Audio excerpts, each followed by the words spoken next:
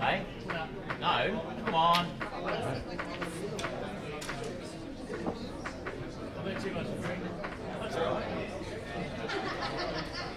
Make a copy of yourself just as much as well as I can. Come on.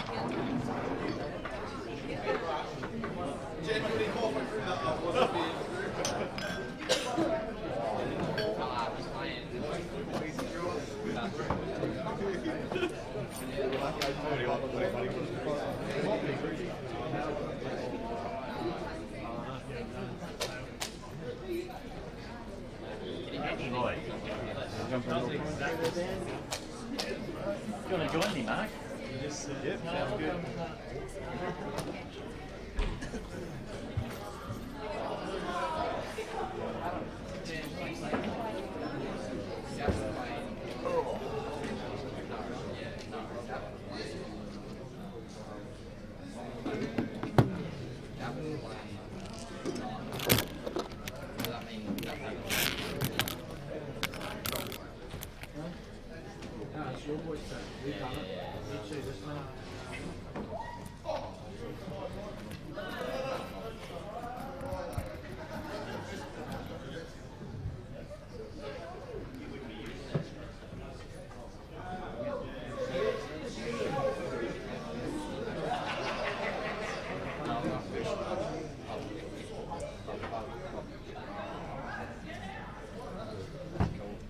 Yep.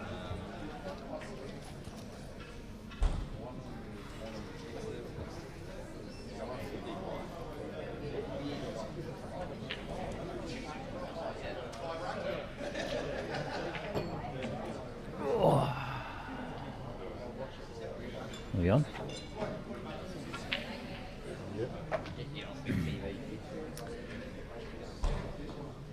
Good evening, it is 6 PM Australian Eastern Daylight Standard Time, Daylight Savings Time.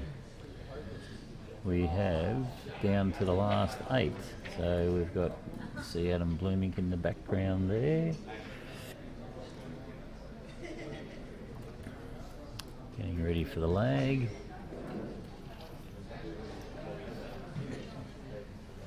On the stream table, I believe we have got Skerry and McCartney. Oh, big boy was going to jump in. That's right.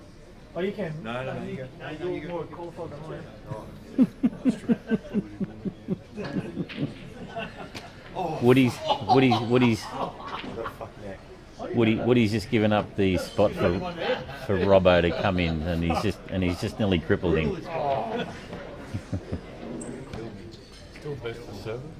Still best of 7. Best of 7 for a quarters. Yeah, still best of 7. So Got to get home in time for no, Donny's still playing actually in the Blonkies. Best of 7.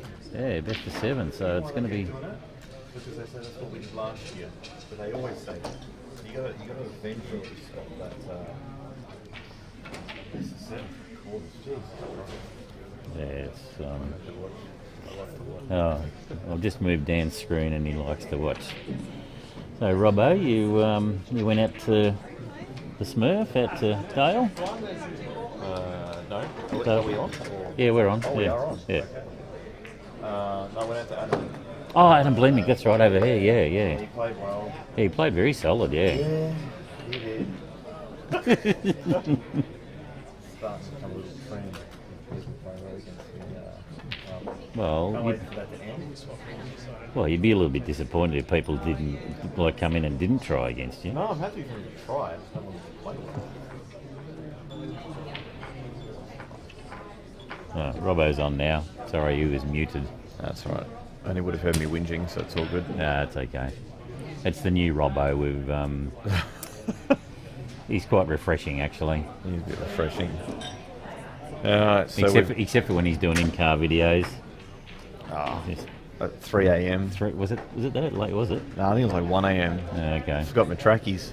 Oh. No, I wore my trackies. I didn't wear proper pants. Yeah. They let Jake into Paddy's in completely torn up shorts, and he looked like, well, didn't look too flash hot, but he got in and I couldn't get in my trackies.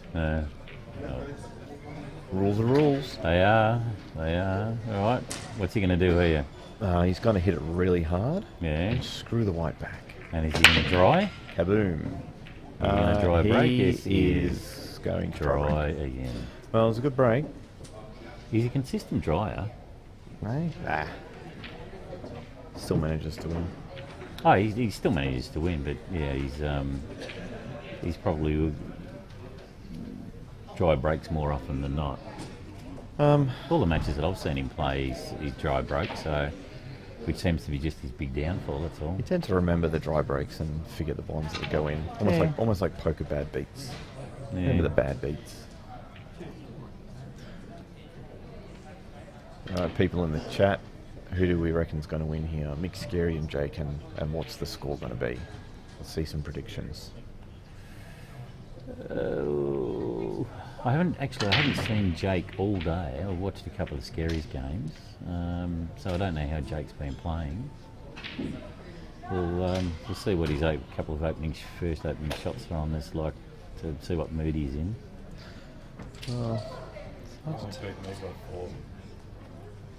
And he beat you by four zip. I'd tell this yellow's on. If this yellow's on, I think you can see him having a go, and this could land good. This could land good. That's landed very good. Yeah. Yeah, he'll take that. Yellow goes on the black, yellow goes to the bottom left. I don't know if the guys can hear us. We're actually really close to the table here. Yeah, no, they can't. They can't? No. Well, Mick's 5 feet away from me and Jake's about 12. There you go, Mick just turned around and had a look at me. No, it's because he sensed you. If they hear me, then... Sorry. Mick sensed your presence. Oh, did he? Yeah, that was what it He's was. underhit that. Really wanted that to come over another 6 inches or so. I think you'll still see him still play go. it. Yeah, it still goes. Just wants to bring the white just past the middle part of the table. So off 2 rails in between the red and the black. Oh no, between the 2 reds, a bit thinner than I thought. Ooh. Well, look, he was... If he didn't land on a yellow there, that would have been really unlucky. It would have been. He's just got to... His options are going a little bit different now. I think he would have preferred to play over our right-hand side of the table, but... That's not... Maybe, no, that's okay. Yeah, he's got the cannon there, and he's... Not quite ideal though, but... yeah, I think Mick's safety was the right idea, but probably just didn't have a good enough look to see how easy everything could open up. This is actually not... He wants to get the white onto the rail, so you're going to see him topspin this, and the white... It's important that the white lands on the rail. Yeah, that's good. No, he's still got a little angle, so he's Close just enough. He'll just pop in between these 2 reds here and finish up with... Oh, so he's gone the other way. It's all right. Pretty pedestrian for him. Yeah, so Mick will have to just be a little bit more cautious if he plays safeties like that. How a player like Jake, things can open up very quickly if you're not careful.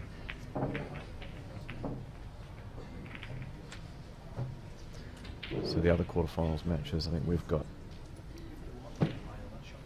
No, Mick's just told me if the white was on the rail, the shot wasn't on. So I think the white must have been a little bit off the rail.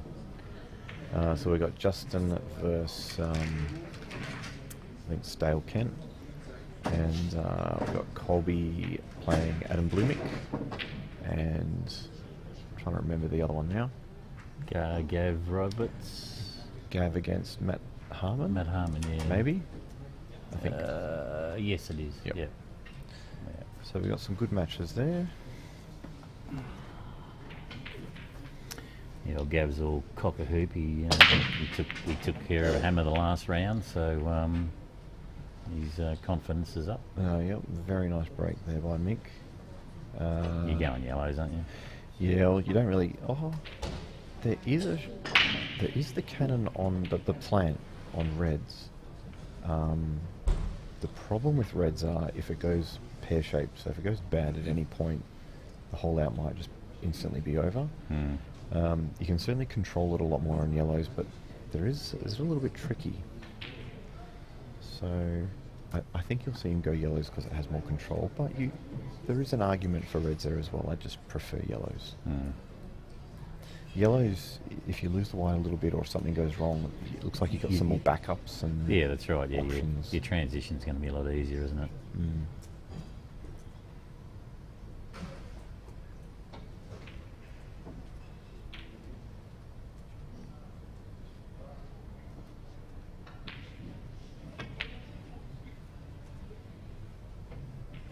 I think he's trying to get under that. Yeah, that yellow's on the right-hand side. I think he was trying to get onto that early.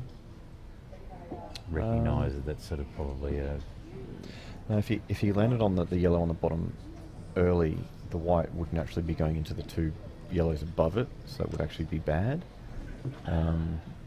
Where he is now, it looks pretty good. He wants to. He's got to get rid of this far top left 3 of the yellows. So stun this one in, and then play the top of the 3 yellows to the bottom left corner. Oh yeah. And then, depending on the angles, navigate your out from there. And then he just goes back up the table and takes care of that. He probably wanted to land a little bit higher there, but it might still be okay. He might just sort of be able to drop this in and play a double. A little bit hard to tell by the angle.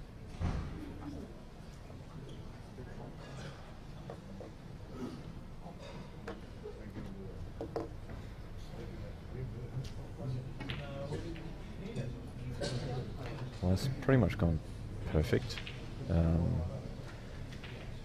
Yeah, it's pretty good for the double. It looks like maybe he can like top sort of off the rail in between the red and the yellow.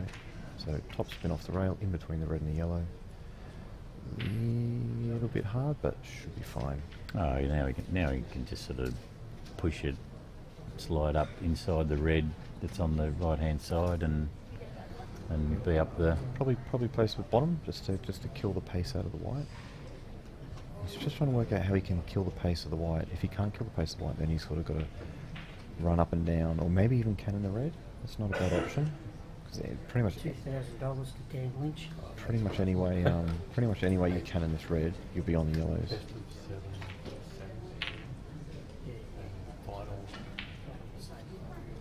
Best of 7 the whole way. Do we have to be out by a certain time?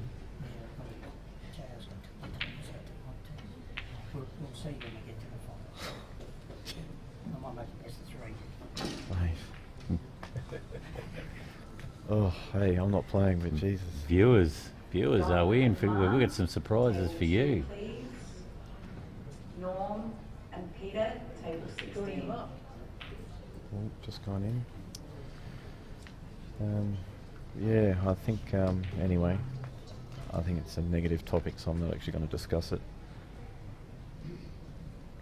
Not the way Mick's gone about this, or something else? Something else. Oh, okay.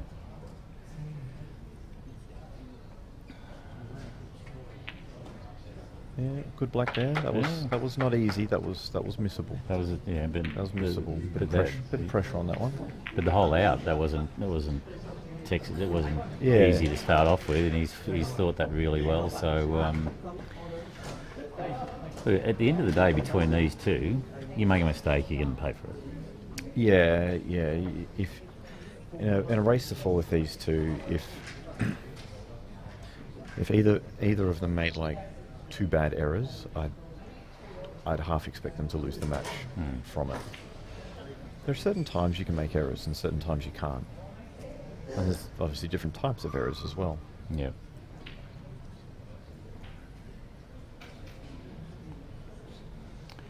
You'll see coming up on the screen there a few events that are coming up. So check the Pool Victoria diary.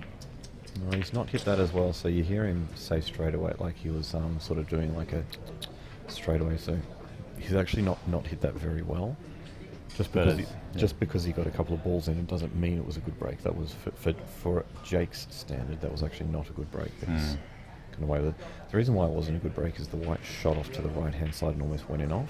Yeah, right. And it wasn't actually the fact that it almost went in off that made a bad break. That means that he's hit the front ball way to the side because he puts the white in the middle. Yeah, right. So it was very inaccurate. So is he going yellows here, or is he going to go reds to... Is this the camera we normally have, Dan? No, this is a different one. Oh, there we go. Ah. Well, he's not going reds because I don't think he can pot one. So he'll go yellows, and I don't know if he can play yellow off the right hand, red into the middle. It might be a little bit too far down. Hard to tell from here. Yeah, I think the red's a little bit too far this side of the pocket.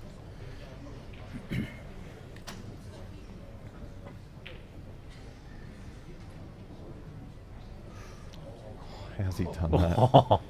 How's he done that? That's pinpoint accuracy. Wow, that's actually really unlucky because if that clips the red at all... That's right, he's gone. He's Yep. gone for all money. So 2 shots on reds. This is a nice gift. So Michael can now actually, this one that's in the middle, he can actually clip that off that red that's just next to the yellow and open up his red there. Possibly that you just have So- to. Yeah, you just have to do it with pace. Otherwise, you're still killing. You're still killing your red. So you just got to. Yeah. If you are going to do that, just hit a bit harder. You just might see him drop in one of these long reds and then play the red that's on the rail up into the middle pocket off the other red. He's got 2 shots, so he can, you don't have to go about it at a normal route that you would say with one visit. Wonder if he'll play the red off, like so the red on the right hand rail. Wonder if he'll play that into the middle off the other red. Oh, up this way. If Up from the bottom. everyone who can't see, he was pointing. He was pointing at the screen. That was for your benefit, not for anyone. I was just trying to see what you were thinking. So it's now interesting. He can just use a shot to free up this bad red on the near the right hand middle. I'd probably like to see him do that and then just make a nice clean out with one shot, but that black on the rail, these don't pot easy down the rails. You've got to be on it nicely and hit it good, and there's not a simple red that takes you to that side of the table for the black. So I'd be interested to see what he's got in mind here. Does he take this one down the bottom right and screw back up and try and release his red? I think if you look at the table, I think there's too much angle for that. And also, these are they're spinning out if playing with any sort of pace and don't hit it absolutely perfect. Yeah, he's in a little bit of a tricky spot here.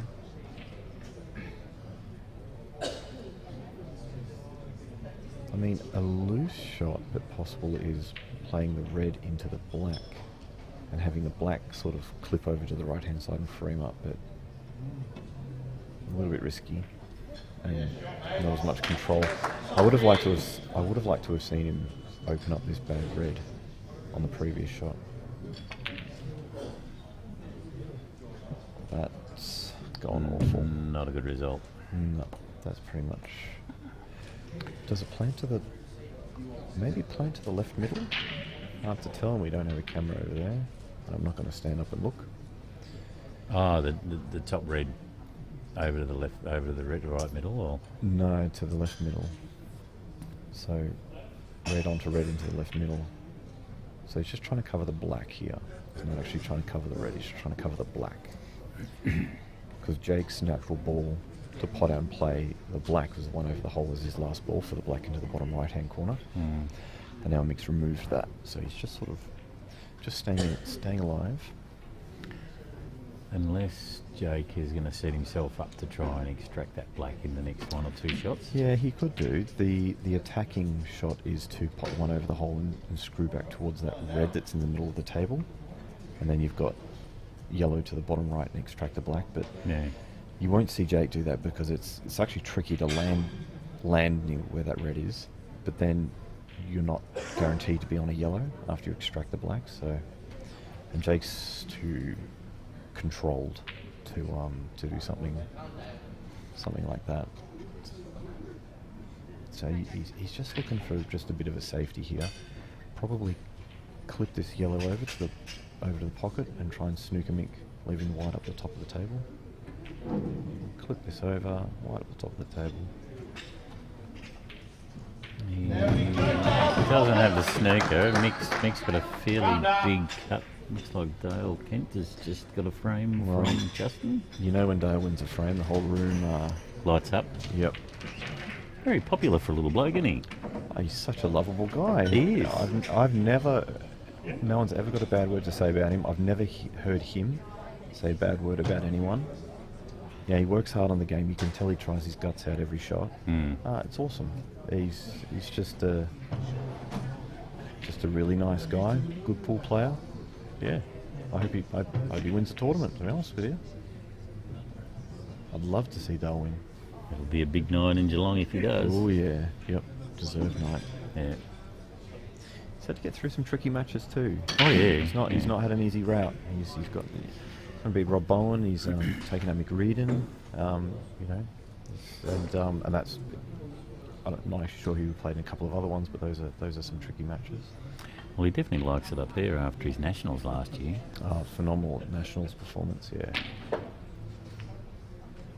And he's got the taste for it too. I mean, he's represented Australia in black ball a couple of times. He's come home with a world title. He's got the taste of the whole success side of things, and you're right. He just works hard at his game, and even last year when he won one of the Revenge and Snooker titles. I actually watched him in the final, and that you can see the determination on his face with pretty much every shot that he played. Had a comment there about the strange watching the world rules. Yeah, I think you're still going to see probably this year a few more tournaments be world rules, but this may be the last year for the world rules. I'm not sure, depending on where things are going to go, but everything's certainly transitioning out. Discuss it, Dan loves it. Jake's spending part of his time overseas to play in the Supreme Series. Oh, that's stiff. That's very stiff. Yeah, so Jake actually flies out tomorrow, I believe, back to the next rounds for the Supreme Series. So, Ty, I hope that answers your question. So he's here, there and everywhere actually.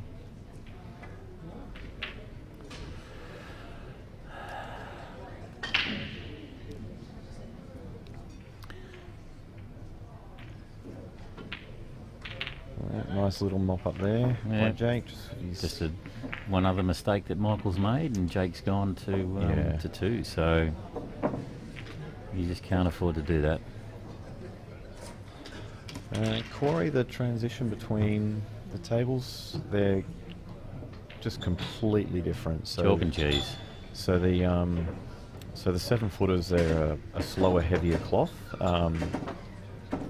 which it's not really a factor really. Like, it's just means you just got to hit the ball a bit harder and play some shots up. The white doesn't grip as much, but you can still do a lot of things.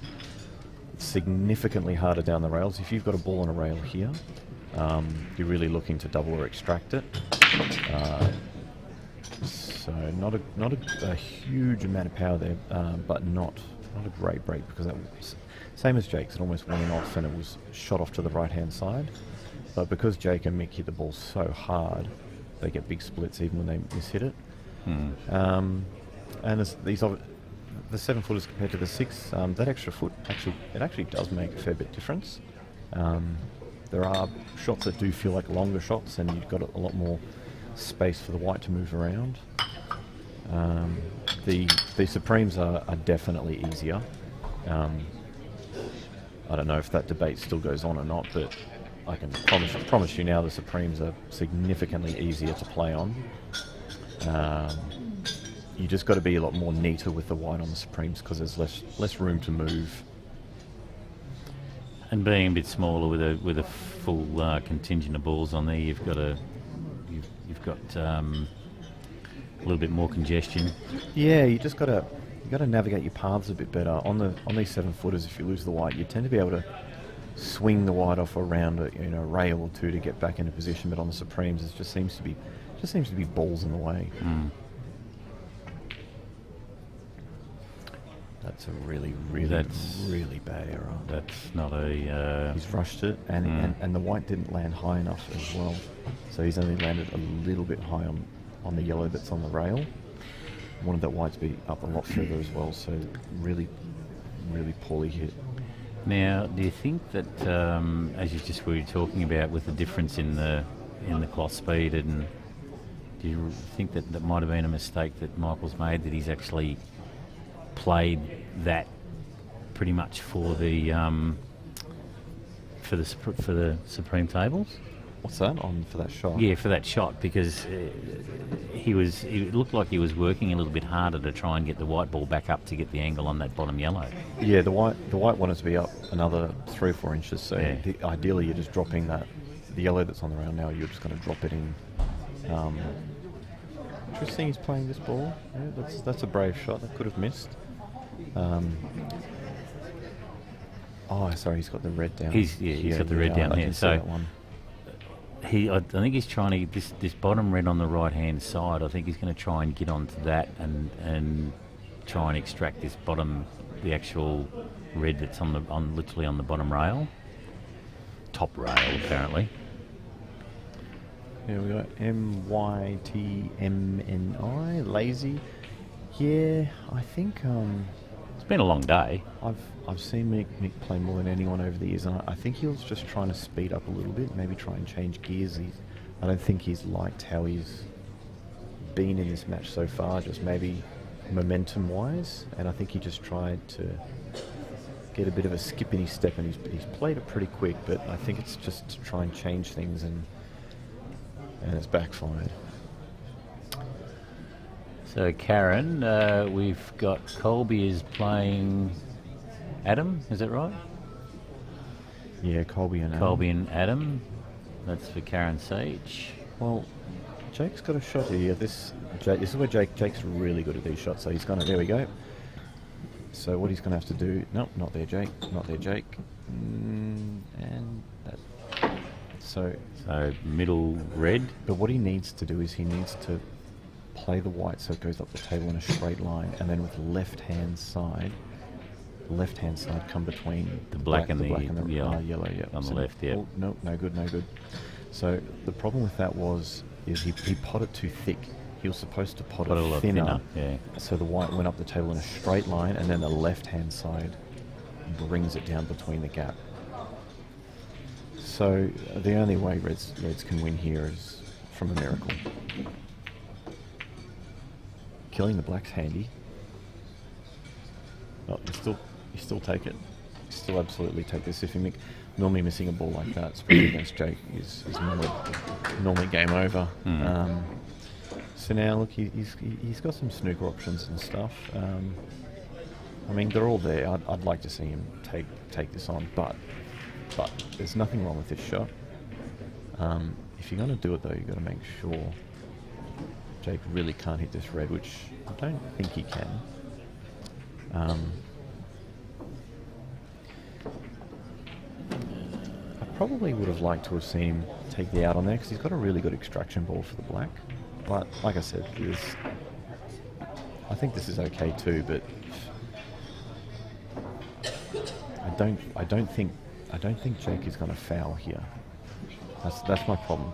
Mick's because he was on balls. Mick's looking for the 2 shots. Mick's got a straight hit on this red, I think. I don't think Jake's going to foul here. Oh, he's on it. Yeah. Oh! Oh wow. Monstrous fluke. But He had very little room through to get through there, but he shouldn't have been on the red. That's the no, problem. that's right. Yeah. And so like that ball, yes, it fluked in the middle, but it could have just as easily doubled as well, and this is the exact same result.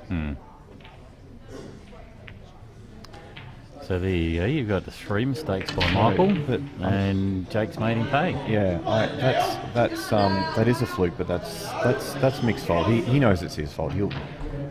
That sucks. Yeah, that's it sucks for Mick. But at this level, if you're gonna refuse the out there and go for the snooker, you need to get the snooker.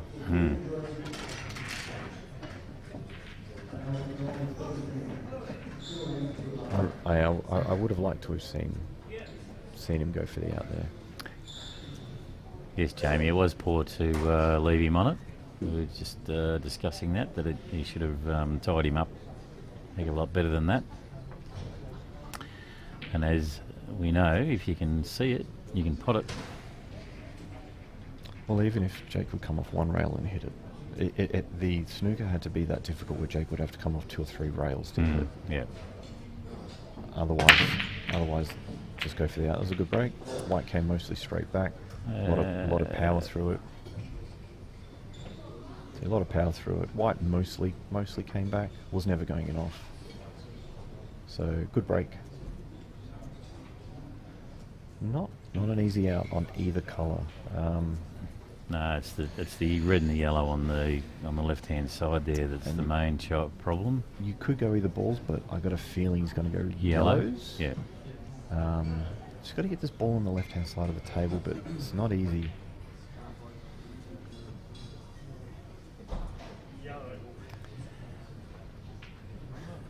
Where these 2 balls are on the left hand side, the one that's closer to the middle, I think he's going to try and get down on that and give himself some angle to play it down on this bottom left, and then kick onto the red that's over the top of that yellow on the left. Maybe that's what he's looking at. He wants to do a quick... no, he's going to leave half ball. I see what he's doing. He's leaving half ball now, so now he screws into the red. Yeah, and cannons the yellow down to the bottom left, yeah. So he's done this well, he's mapped this well. It's a big target. I can't really see how you don't land on a yellow. Only if it only bad thing is if he hits the red on the left hand side and snookers himself. Or that. Well, Mick's getting plenty of good chances here. He's just got to cut out the mistakes. But now Mick he's got 2 visits and most of them are on, and so he can use two on this red on the left hand side unless he can pop it out somehow. So I see that he can actually go out here. He's going to have to use both shots, but he's going to have to work on it a little bit. If you work your white down the table and remove this red that's closest to the black on the rail. Once you get rid of that quickly, hard to tell from here if it pots. But just wants to get rid of that, and then he'll know what he can do with his 2 shots. Yeah. Oh, that's a good result. Yeah, so that's a good shot. That's a top result. I mean, it was a bit of a free go. If it went bad, then he can use his 2 shots to free it up. You can donate a few bucks for the stream. Dan will put that up on there, so to let you know where you can put some money in. That'd be most appreciated. Sorry, Mark. I was probably just rambling. No, you weren't. You were actually making sense. No. To Jamie. Yeah, to Jamie, yeah. So Mick's still on two visits here, so you'd pretty much say it's a lay down Nazir for his out. There's nothing difficult. Normally when Jamie commentates my matches, at some point he'll get something brutally wrong, and I send him a message in frustration. of why he was wrong, and he'll probably listen to my commentary and send me messages about how I've been brutally wrong in my commentary. So it'll be a funny little twist. Brian, no one of any note is commentating with Robbo.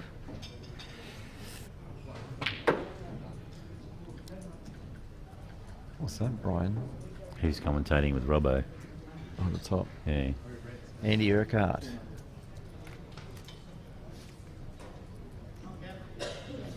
He's the one with the smooth voice. Apparently I've got a good face for radio. A good face for radio. Mm. Do you think my voice is smooth there? Ooh. Yeah.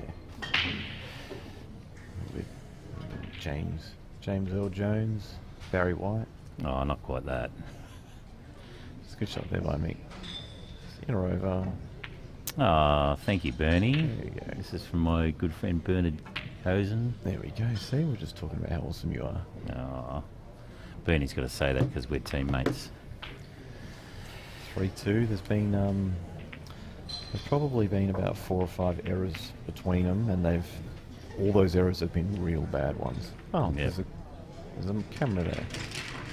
Oh, geez, don't do that. We almost look like either a father and son or an older brother, younger brother. I'll take the duo. older. I'll take the older. Yeah. I'll take the older brother and younger brother, but Yeah. I'm probably I'm father age, so Didn't even know there was a camera there. yeah, so it's up there. You see. I see it now. Thank you. This is the new Robbo. He's not taking notice of peripheral stuff. Can't turn my head. That's a great break. So what have you done to your neck? Oh, I've heard about doing something, and yeah, didn't help me today. Let's put it that way. Oh. But I don't know if it would have helped me. Adam played near perfect against me and played very well and destroyed me. Well, that was a very nice break. That was a very nice break, uh, just unfortunately dry. Yeah, and they are all on. So you'd pretty much say Jake's out here? Well, normally, yeah, but I've seen funny things. You could go yellows or reds. I prefer reds here, just because that yellow on the left-hand side of the table's a bit tricky. Oh, that goes up the top left. Yeah, He's going to take that now. yeah. Still, I mean, Perhaps. like, let's say that white goes another inch or two. Jamo. Jamo, just because you lost early doesn't mean you just get to badmouth everyone. That's exactly right. You Stop sooking. You still going to the Blancs, Jamo?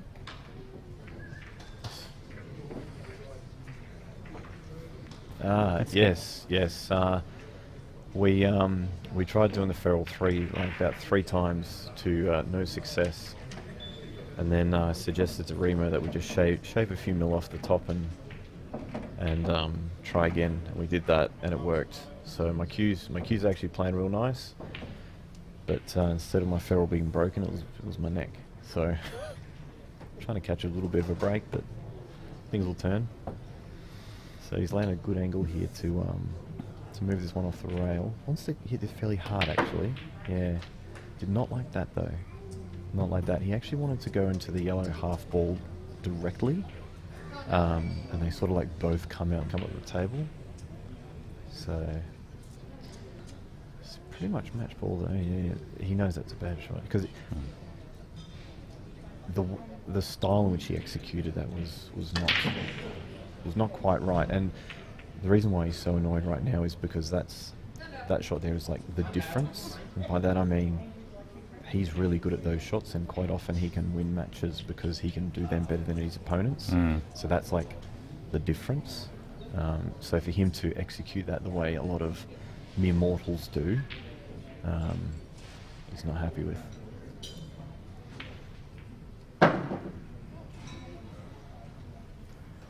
She's been giving me a lot of massages. She's been doing great. Susie has. Yeah. Oh, just Lee. Say I need more massages. Ah. Well, he wants to kill the white with the jaw here. God, he's hit that bad. As soon as he hit it, you knew he wasn't happy.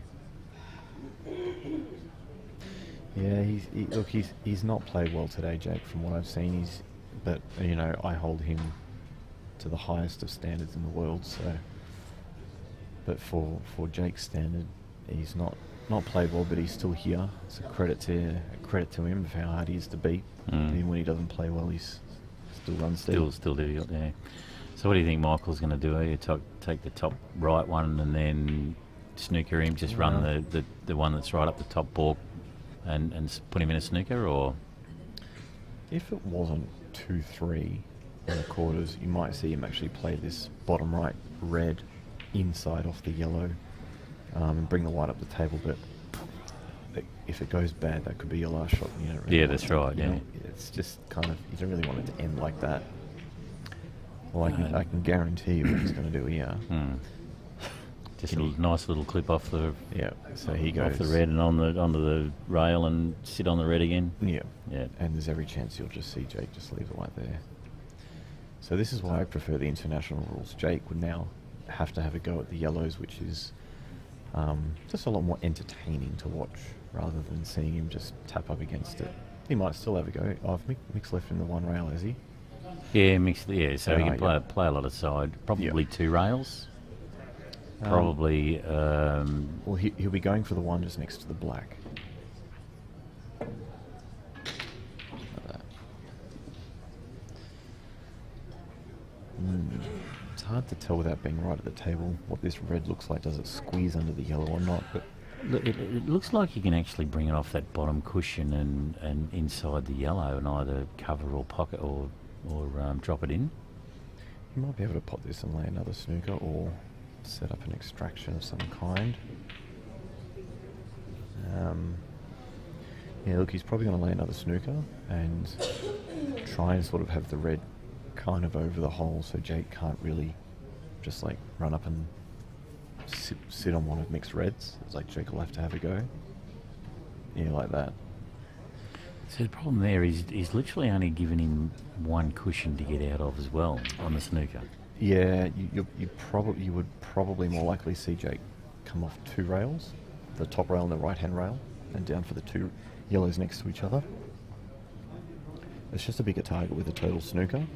You're almost unlucky to not hit a yellow. And he's kicked a goal. Well, it's pretty unlike. I mean, he's pretty much aimed for in between them. And you think you're going to be off to the left or the right, or you're going to hit one on the way down or on the way back or something.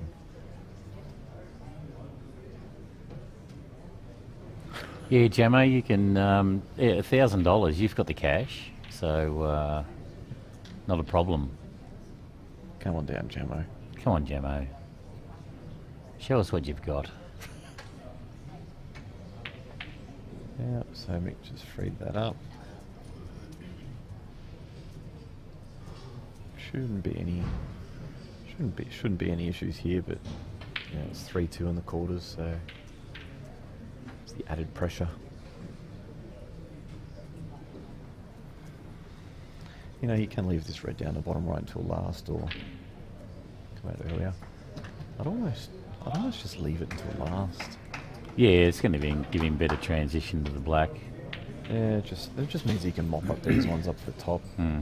Sort of landed a little bit in between there, but yeah, it's a little bit in between. Yeah, if he takes that furthest red, just pops just a little bit soft, and it's a little bit thinner than what you think, and it's a blind pocket. You just hold on. Oh, I thought that was angle there. No, there's nothing there at all. Nothing at all. Your neck's affecting your eyesight. Yeah, we'll run with that. That's what's doing it. Yeah. Well, you want my glasses. We're only sitting about 2.5 feet or 400 and however millimetres from the screen. So I think Justin won. He's got a big grin on his face. I think Justin's won over there. And other results. Oh, Matty Harmon, Gav is still going. Adam and Colby are still going. And this one's looking like going 3-all. No, that's okay.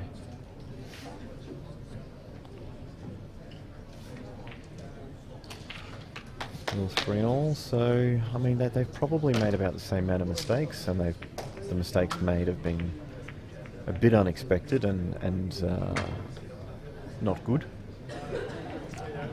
So 3-all. Geez, you just want a chance at 3-all. It's so frustrating when they just run the rack on you. I'd say Jake's going to have to do that this one. What's that? I'm thinking that Jake might just have to run this rack on this one, just to get it over and done with. He seems to be struggling when it's a little bit congested and it's tied up, which he normally doesn't do. But as I said, it's a long day, it's a long weekend. He's flying back to England tomorrow. Probably got that on his mind as well. Decent break. Not a ball, but White. Right. Thank you, Chriso. $50. White Thanks got a for little the- flick to make the opening pot a lot more tricky. Yeah. Well, this is all you could want for a deciding frame against Jake in the quarters to be 3-all. The first pot, I'm telling you now, that it's not an easy pot.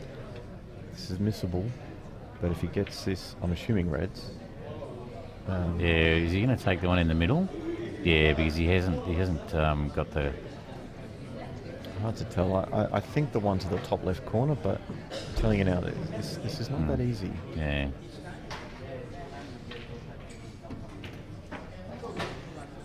Wow, He's not hit a 2-odd, but he has kept Jake off all the reds. That's a consolation. But the whole thing is now is that Jake can play that one of those 3 out on the right hand side, and pretty much extract those 2 out and kick them out in the open. And if he can do that, he's pretty much out, I'd say.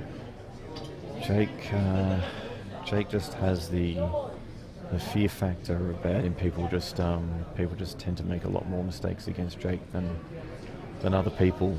You know, I just wonder if it wasn't 3-all or if this wasn't against Jake, does Mick miss that? It wasn't easy, but Jake just seems to get these.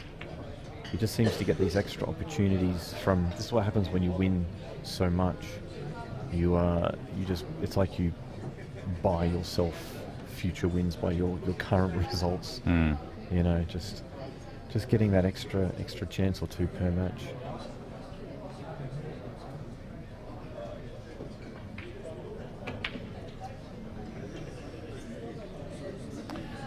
Geez, I'll get a screenshot of that, please, Dan? Jamo's saying that he appreciates me. It's not landed ideal, actually. This is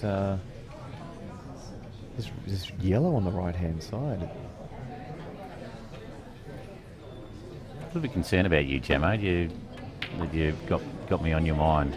He's focusing on you quite strongly, isn't he? He is, yeah. I don't know whether to be flattered or worried. I wonder if Jake's going to pot this to the left middle and screw off the top rail And try and the break bottom that. right-hand side. Yeah, but no, he's not going to do that because he can't. He's not guaranteed to land on any yellows. This is awkward. Like it's. Oh wow!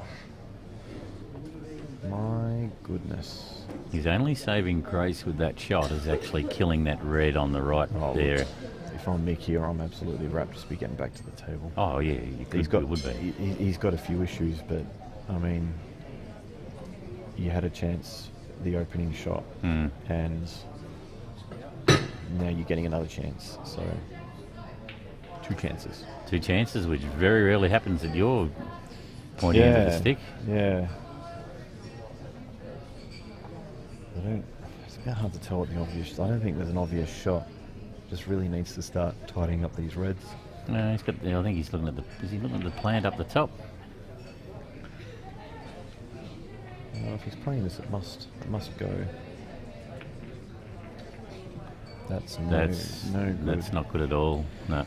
No. So now he's. Well, I don't know if they planted or not. So at least now they're on. But I'm telling you now that red on the rail is a bother. So Jake can play this down in or over and start tightening the screws on Mick even more.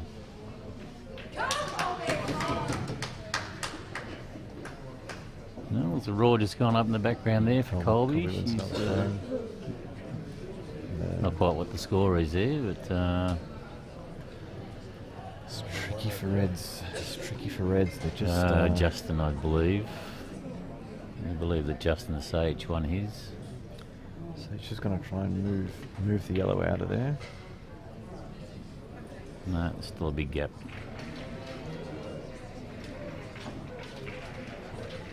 Now Jake can take this one into the centre, and he's probably going to go over. But hard to tell if that yellow actually down the bottom left pot's clean, or does it just go in, or? Looks like it's actually going to have to kick off the just short of the jaw. Yeah, that does matter, because that means that it has to be the last ball for the black. Yeah, and he's got the double on here. That should be pretty pedestrian for that, and then give himself a little bit of angle on this bottom right.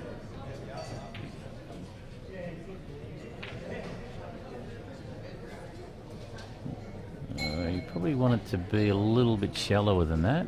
I think he's a little bit too far right of it, so he's going to have to do a little bit of work to get the white back up the table a bit. And he's played that beautifully. So, yeah, so as I said, yeah, I'm not quite sure that pot's clean, but I think he's going to have to come off the rail and kick off that red. But I've been wrong before. Ah, nice and clean. Well, the 4 frames that Jake's won, Michael's given him a chance. I didn't say that, Jake. What? He heard you. Oh.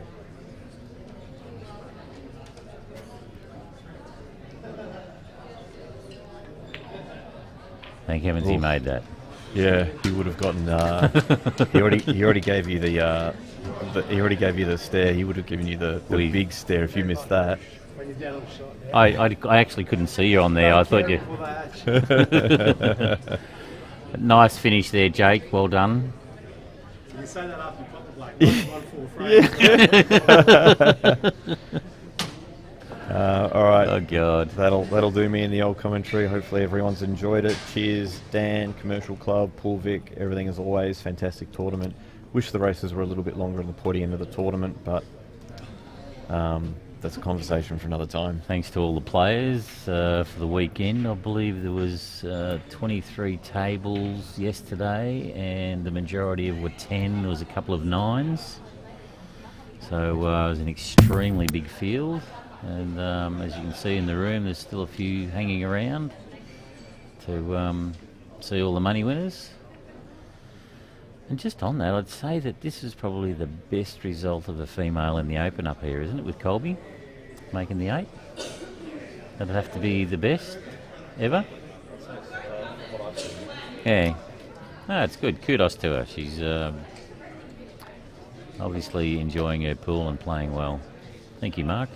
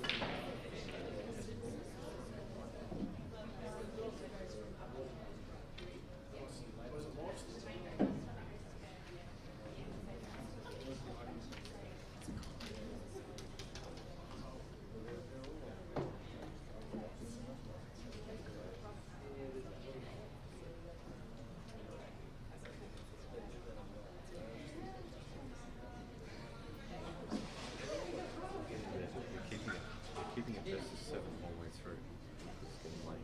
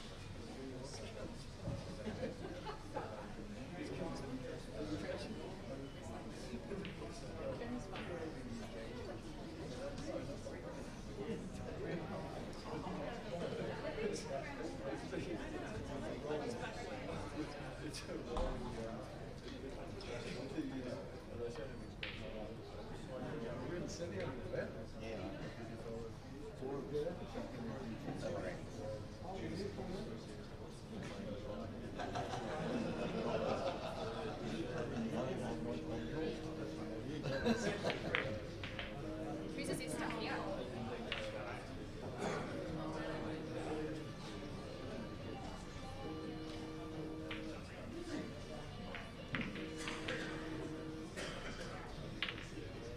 Yeah, I'll be out in a second.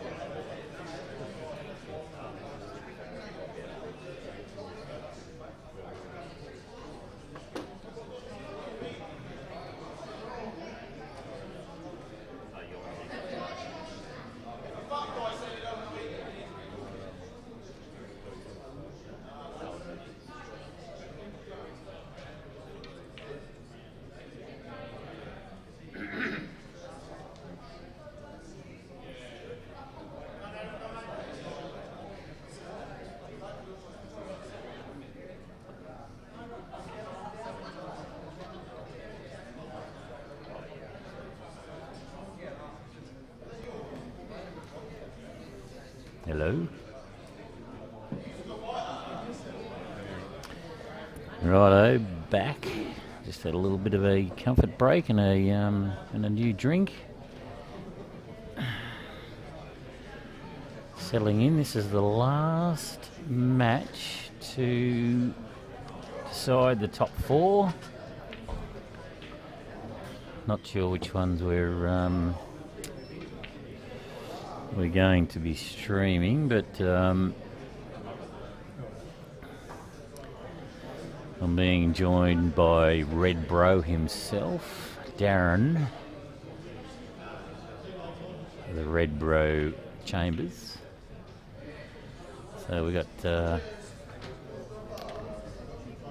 got this to decide the last, or the last 4.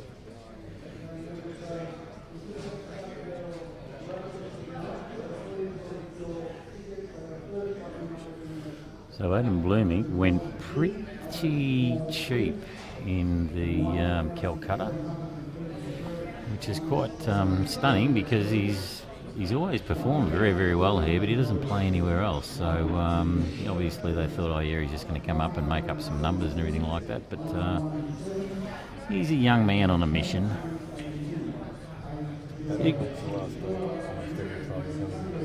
Well, there you go. Adam makes the last 8 every time he comes here, but people just don't take that into consideration the next year. So it's he's a determined young fella. Yeah, good evening, guys. Yeah, good to be back here for another year. A couple of, I wouldn't say surprises, but maybe some unexpected top 8s. They're all capable of playing a good frame of pool, that's for sure.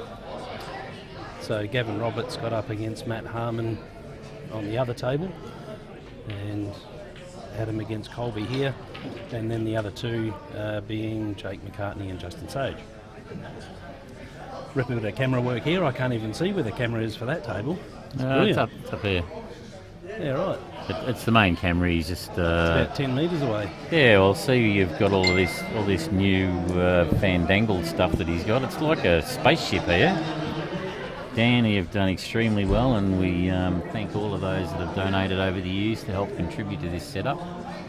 It's absolutely magnificent. I'll actually take a little bit of a video from behind here, and I'll put it up on the Cloth Sports Australia page so you can see the setup. But it's just an absolute pleasure to sit here and see all this. The only problem is that sometimes the players can hear us on this close table. I got into trouble from that in the last game, so... Because you've got a really quiet voice too. I do have a very quiet voice. Apparently I've got dulcet tones. So, yeah, so it looks like they're having a little bit of a comfort break here. I was looking at pool stat before, and if I read it correctly, Colby beat Josh Gorski in the previous round. Yeah, she's taken some scalps. Yeah, obviously playing very well. Good to see. And as I was saying a bit earlier, that Colby is probably, this is the furthest, I believe, in the history of the Albury Cup that a female's gotten to the last really? 8. Yeah, oh, good on her. Yeah, well done.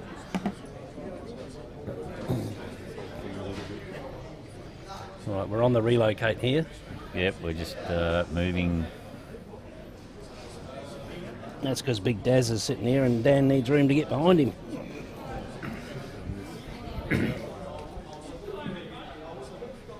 All right, we're all ready. Relocated and set. We're very comfy. Darren's rubbing shoulders with me now.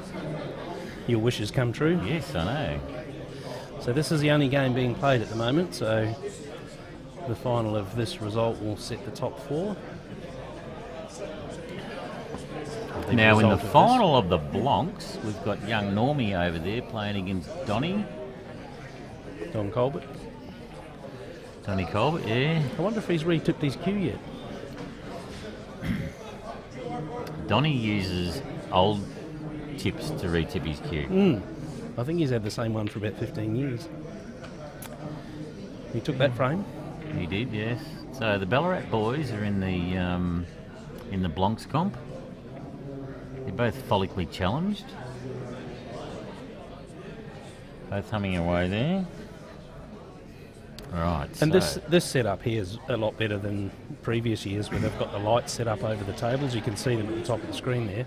yeah. Previous years you've just had the room lights, so it's a little bit dull, but this is actually really good. So it's a permanent setup now because they have the Nationals and that here, so it's good. Yeah, so this was this room that we're in now. Last year at Nationals was the first time they've ever used it. So, and it was just an absolute pleasure to come into. There was plenty of viewing areas. The commentary was actually set up where you can see on the screen here. It was actually set up on that right-hand corner in front of where Colby's just walking to. So, yeah, so that was quite good there. We've got to look at some soundproof screens because I was congratulating Jake on his last black before he potted it, and he actually heard me. Just said to me, he said, "I hope that I didn't miss it," and I was saying, well, after I said that, I was hoping you wouldn't either. So the scoreboard is correct, 3-2. Oh yeah, sorry, 3-2 to Adam. Yeah. So we haven't. If you want the scores, they're on Pool Stat as well, so you can get those running.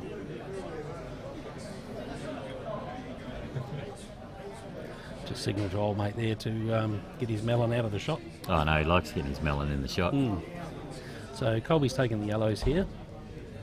That angle there shows a couple of tricky ones, and I assume if I stand up they still are tricky. Bit of cover over the black though. Killed the red nicely there. Yeah, looks like she can actually get this, not the bottom yellow, but there's two yellows just there next to the black. Not sure whether she can actually cleanly pot the bottom of those one. two. I think that's what she's looking at now. But the danger that she's going to do with that, because she's got that yellow up the far end of the table. I'm not quite sure whether that goes underneath the red up there as well. So she's going to have to be pretty tactical there.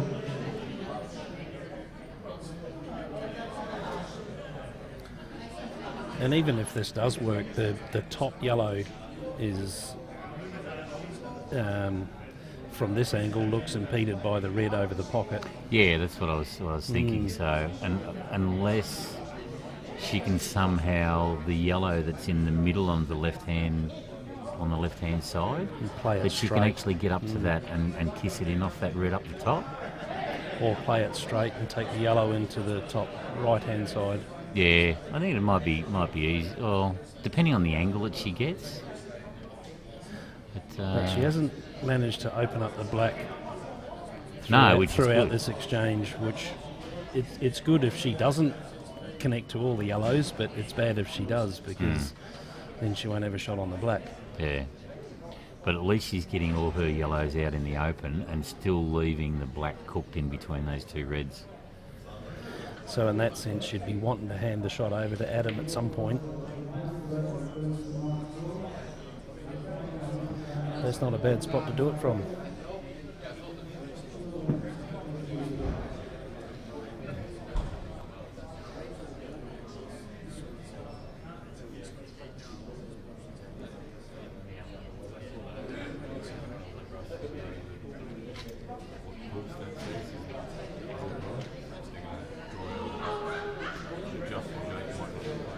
Yeah, Rusty.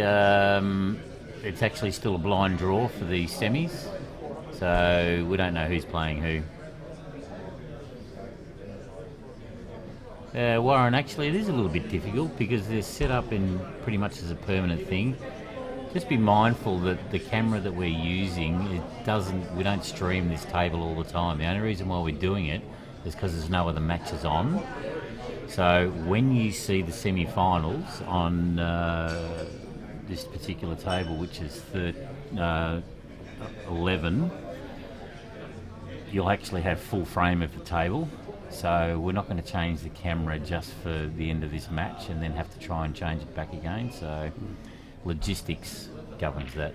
Yeah, Dan's done a great job here, and it's either what you see now or nothing for this frame. So, or for this match. So the cameras are predominantly set up for the other two tables. There you go. Brian's on the right on the button there, Brian. Good observation, and thank you for clarifying that.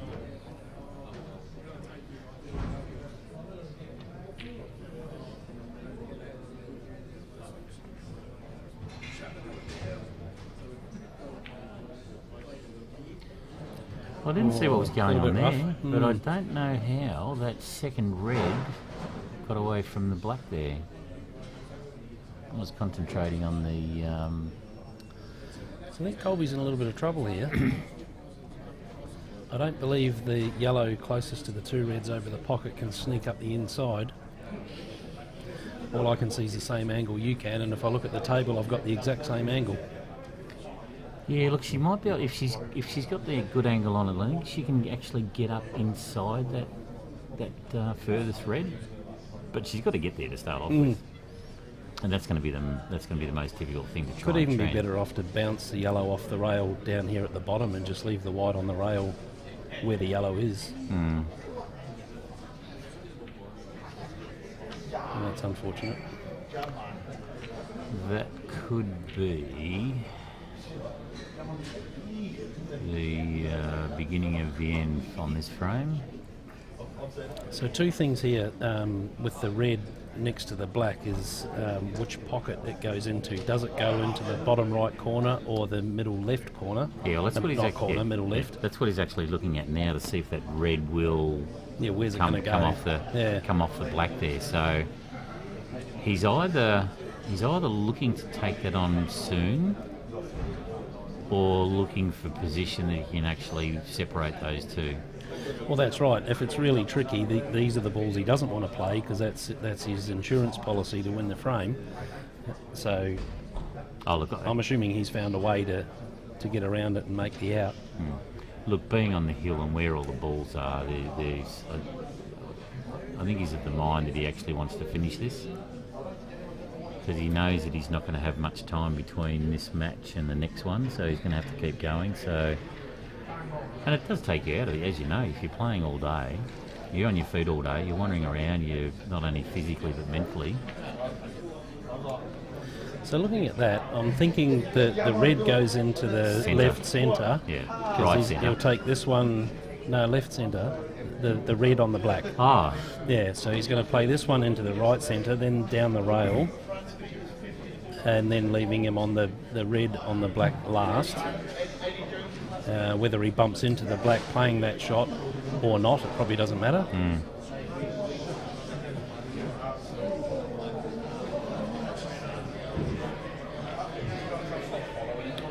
It looks like it does go in his bottom right. He's just set that up beautifully for that. Now all he's doing is looking as to where he can take the black. Hey, because he was looking at this ball before. It must be fairly tight because he doesn't seem overly comfortable with it. Looking how the red and the black are situated, there must be a gap between the two for this to go bottom right. It went. It's a tough shot, this one. Yeah, Rusty, donate some money so that we can actually get over table cameras and, you know, ones that are, we can get what are those, the spider cams? The drones? Yeah, no, the spider cams that they have at the MCG, you know, on the wires. On the wires, yeah.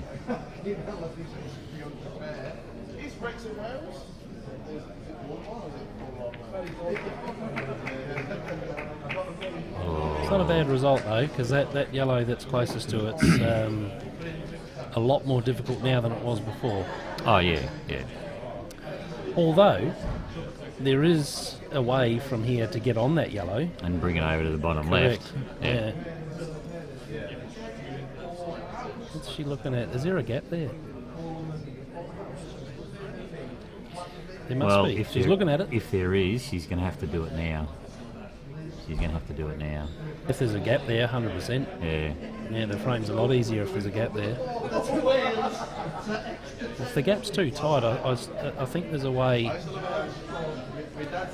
you can play centre here, left centre, and then top right, and then you can use the one over the top left to bring the white back above the red.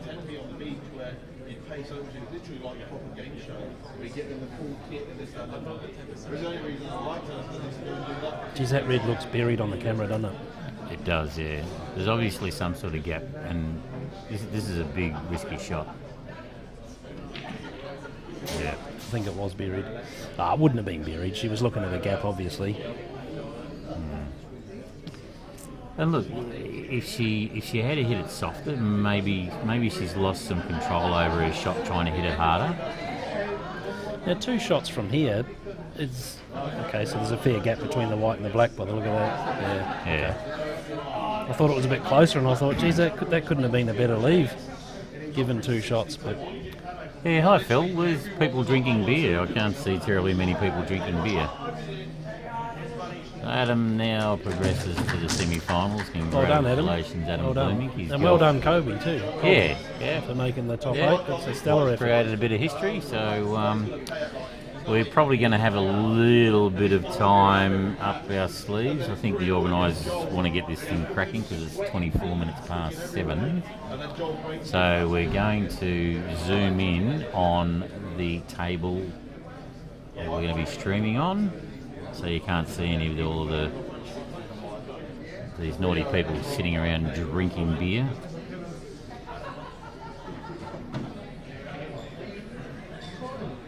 And so you'll actually see in the background some tables being packed up and all that sort of stuff. So please, if you're offended by that, tune out.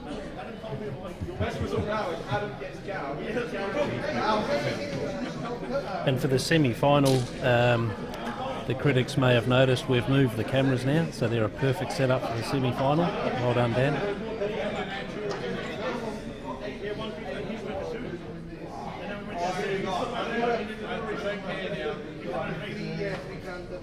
Much better layout this year, as I said before. Very good. Interesting, the floor is not that level. When you walk across the floor, you can actually tell that it's not that level. And there was a bit of difficulty yesterday or Friday levelling the tables. You find some of the feet are wound all the way up and others are wound all the way down on the same table. It's interesting. Well, you've got to consider this used to be the all-you-can-eat bistro thing. Correct, it did. Right, Yeah. so they had Bain Marie's in here, they had a kitchen and all that sort of stuff, and they've gutted it all out. And I'd say it would have cost a fair bit, A, to do that, but also B, if to level it and all everything. So carpet generally hides everything, and it's generally not set up for this sort of thing. So they're doing the draw now, are they? Coming up next on CueballTV, we've got the Potters Pool and Bar show, and then we've also got the Anzac Weekend live from Bar 8, Darwin and District 8 Ball Accused 8 Ball Association. Townsville Open coming up in 20th, 21st and 23rd. Australian National Championships on the 25th of March. Good Friday appeal, comp day on Porter's Pool. We're going to get straight into it, guys. Race to 5, the semi and the final. Numbers 1 and 2 will be playing on the stream table. 3 and 4 will be playing on this table in front of me.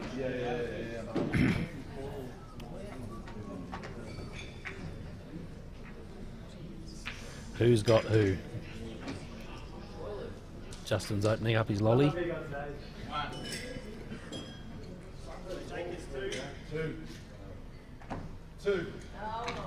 Oh! So Justin and Jake are not playing each other.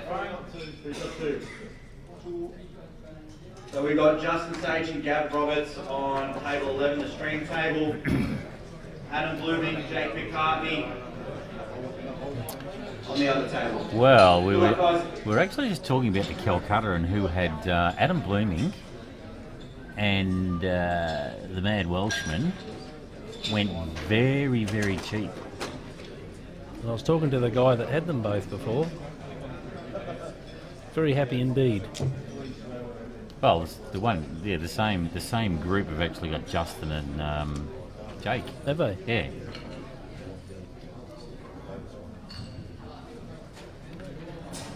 But so they'll be very happy because they're guaranteed of 5,500 plus. I think third, second was around about 3, so there's about 8.5 grand for first and second.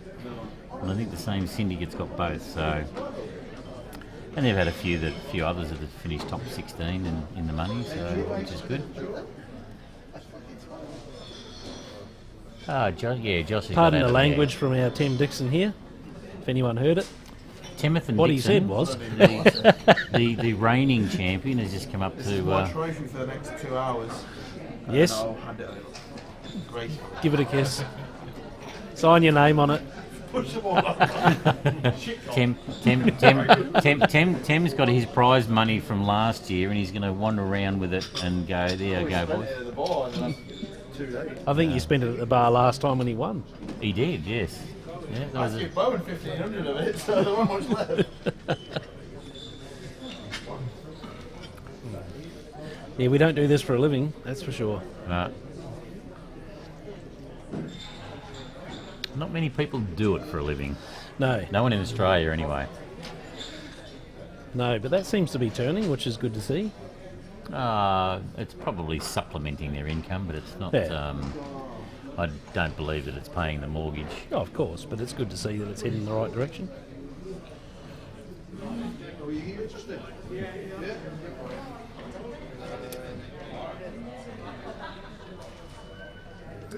We doing a lag, are we? Yeah, I've seen him actually do both today. Oh no, the coin's out. Got Who's out got of the his coin? purse. Who? Justin's got a coin out of his purse. No, he's not a good lagger, obviously. He's thrown it a million miles. It's gone across the room.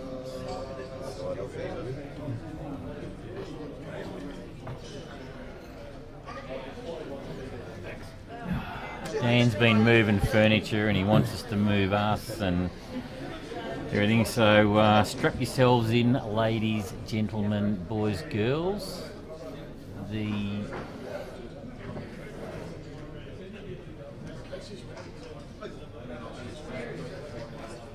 Greg Comport's got Justin Sage. There you go. Well done, Greg. I knew he took one of the elites. I wasn't sure which one it was. Well, he was pretty quiet through the preliminaries. I sort of didn't see him actually buy anybody else, so he's obviously saved all his coin for Justin, so you can see him in the background there. And I believe it was Josh Gorski that got Gavin Roberts and Yeah. Adam Blooming. That's right, yeah. So Josh is pretty happy. Just talking to him Absolutely before. wrapped. Yeah. So that's a big break. That's a nice break. That's Nice a ripper. break. So liking yellows purely because of the top right-hand red. It doesn't appear to pass the yellow into the pocket. No. Yellows don't link up too badly. Black's open. I'm tipping a master break here You're tipping a master. on yellow. Okay. Yep. Well, ladies and gentlemen, and everybody The else. big that's call's out there. been made. I reckon that Justin is going to go one up without Gavin even touching the timber frame. I'm looking at even this rail ball down the bottom. Could be the last ball purely because the other four link up quite nicely. Plays this one. No, he's going to take it Okay. now. Why not? Black's not a problem. This is his only bad So ball, and he's going to try and have to keep control of it to get him on something definite up the table. Yeah, so the left-hand rail will be the next one from here. And the middle one last now, I would say. Yeah, that should just slide halfway up the Yeah. table. Take that, take the top ball, come down for the... A little bit closer to the rail than he'd like, but Yeah, he probably wanted a little bit more straighter than that. But this is pretty pedestrian for Justin. we're splitting hairs now, aren't we? I'd love to be anywhere near there. Well, hang on, between you and me, we don't have many spare hairs to split, so... welcome, Karen. You're always good shot. a great supporter of your son, and you should be very, very proud. I think I've said on that on a couple of occasions, so I'll just remind you that you've got a good boy there.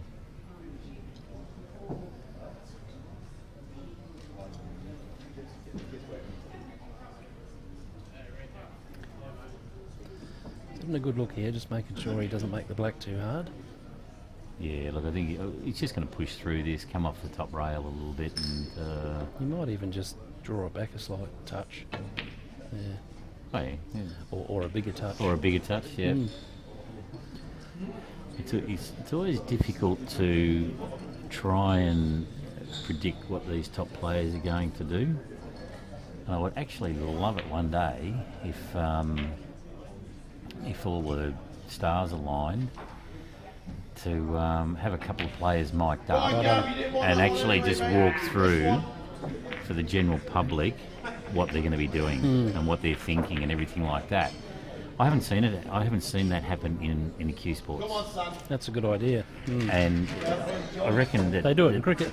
well, they do, yeah. They've got the guys out there, and it's more as to what's going on, except for when they were, when Shane Warne was mic'd up and he turned around and goes, oh, I'm just going to bowl this and that, and I'm going to take his leg stump, and he just turns around and does it. But I think the issue in this sport would be that your opponent could hear what you're saying. no, but you actually do it. You don't do it for. You do it more for the education side of things. You don't do it for two guys to go out and have any money or anything on it like that.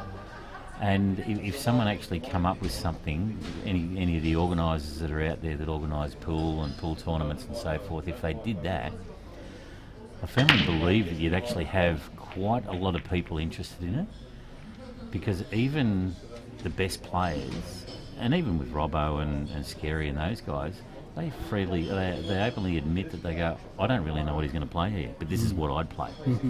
And not everyone's going to do that. So, And that's the beauty of pool. We all see the game a little bit differently. yeah. But once you start looking at the guys at the top level and them telling you exactly what they're going to do, it's educational, and it's something that, as I said, doesn't happen. And I'd really love to see that work. That was a very risky opening shot, I thought, which was well executed, obviously. And again. So, planting balls everywhere. Look, now he's got these two bottom pockets covered. Gavin's got no opening shot here as such that he can pot something. So that didn't matter as far as Justin was concerned. Didn't matter at all. We've got to be a little bit careful with our volume, so if you hear us whispering or you've got to turn your TV up, bad luck, because they're right in front of us. That's a good safety shot there from Gavin. Gavin can't understand English anyway, so... Well, he can't speak it.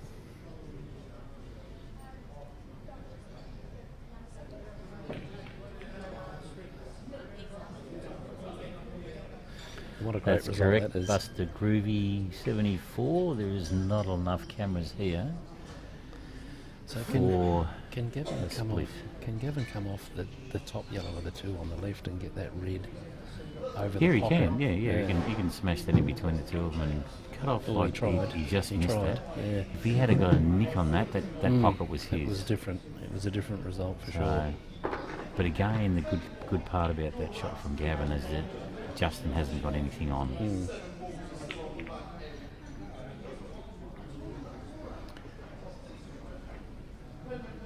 That's not a shot that I would have thought of. Well, what he's actually done there is he's actually kicked the black out from the two reds, but unfortunately killed his own Killed his yellow. yellow. Yeah.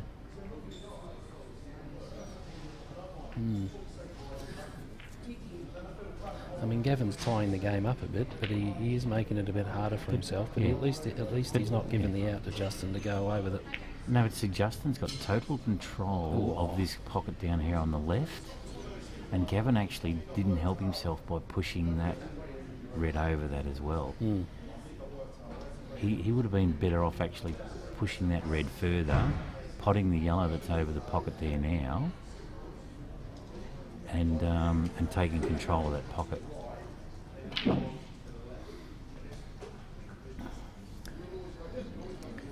There's a snooker opportunity at the top of the table. Yeah, if I was Gavin, Yeah. I'd be going up the top and try and to not give The battle's down here, but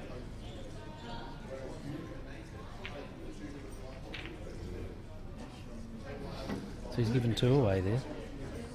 He's given 2, and Justin's first shot is he's going to pot a ball. Has to be. He's forced him into potting that. That's right. He's forced there. him into potting it, but Justin will be licking his lips here and going, "Thank you very much, Gav." I don't think I'd be giving Justin 2 shots when the balls are out in the open. You don't give I mean, Justin, it's not easy, but you don't give Justin 2 shots at any time. no. But look, I don't mind what he played. He's forced him to give him that pocket. So Gavin now owns that pocket. So if Justin doesn't go out, it worked. There's no reason why Justin isn't going to go out Correct. with 2 visits on this. Correct. So he's got the plant here down to the bottom right. Get himself a nice angle to play, probably centre left. Yep, and then pick the other 2 off Yeah. as required. So in this case it would be a plant after that. So maybe you take the corner one now, just to clear the pocket for the next 2 that are above it. Yeah, they'll both go into this bottom right. You just don't want to kick the yellow he's playing now off to the left, so I didn't mind playing that now because at least it clears the pocket. Yeah, well, So this is a laydown. He's there for Justin to finish this off and go 2 up. Yeah, he's got it on the string. And I think even if Gavin played the snooker earlier on, as we talked about, there probably still wasn't enough to win the frame. Like he was up against it. But as I said, Gavin, when he played that red across to the bottom left, he needed to take full control of that pocket. As we were saying, as Robbo and I were saying with Jake and Mick Skerry, the difference was that Skerry actually made more mistakes than Jake, and that was the difference in the scoreline. Okay. And Gavin has made a cardinal sin there and finished up. Look, he's still got 7 balls left on the table, and Justin's potting his last colour with 2 bits remaining. That was a brilliant shot. It was. Flicking off that red perfectly. Yeah. It's going to be hard to beat in this form, that's for sure. Look, he is, yes. It's and you would presume, well, with the way that Adam's hitting the ball, I'm not going to make any presumptions at all. He's a fighter. He's a scrapper. He's a left-hander.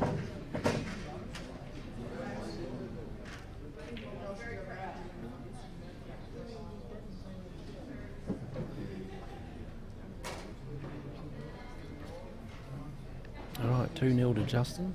Justin's break. We believe that Jamo's playing car karaoke on the way home, so he's that's a not a bad break. He's dropped a red there. Jamo was a star of the Blancs this afternoon. He starred in the Blancs, did he? He did. What did he do? He made it to the Blancs. Oh, Yeah. oh, so he didn't go too deep. Well, in the main he draw. didn't win it. I don't know who took him out, but Yeah. yeah. Was it all Ballarat semi-final in the Blancs? So there you go. Well, the Blancs grand final has been run and won by someone from Ballarat. How'd you guess that? Sorry? How'd you guess that? How did I guess it? Because I saw them playing. All right, so Justin's eyeing up the red here. Tough, We tough, don't know what the other score is there, Phil. Try have a look on pool stat.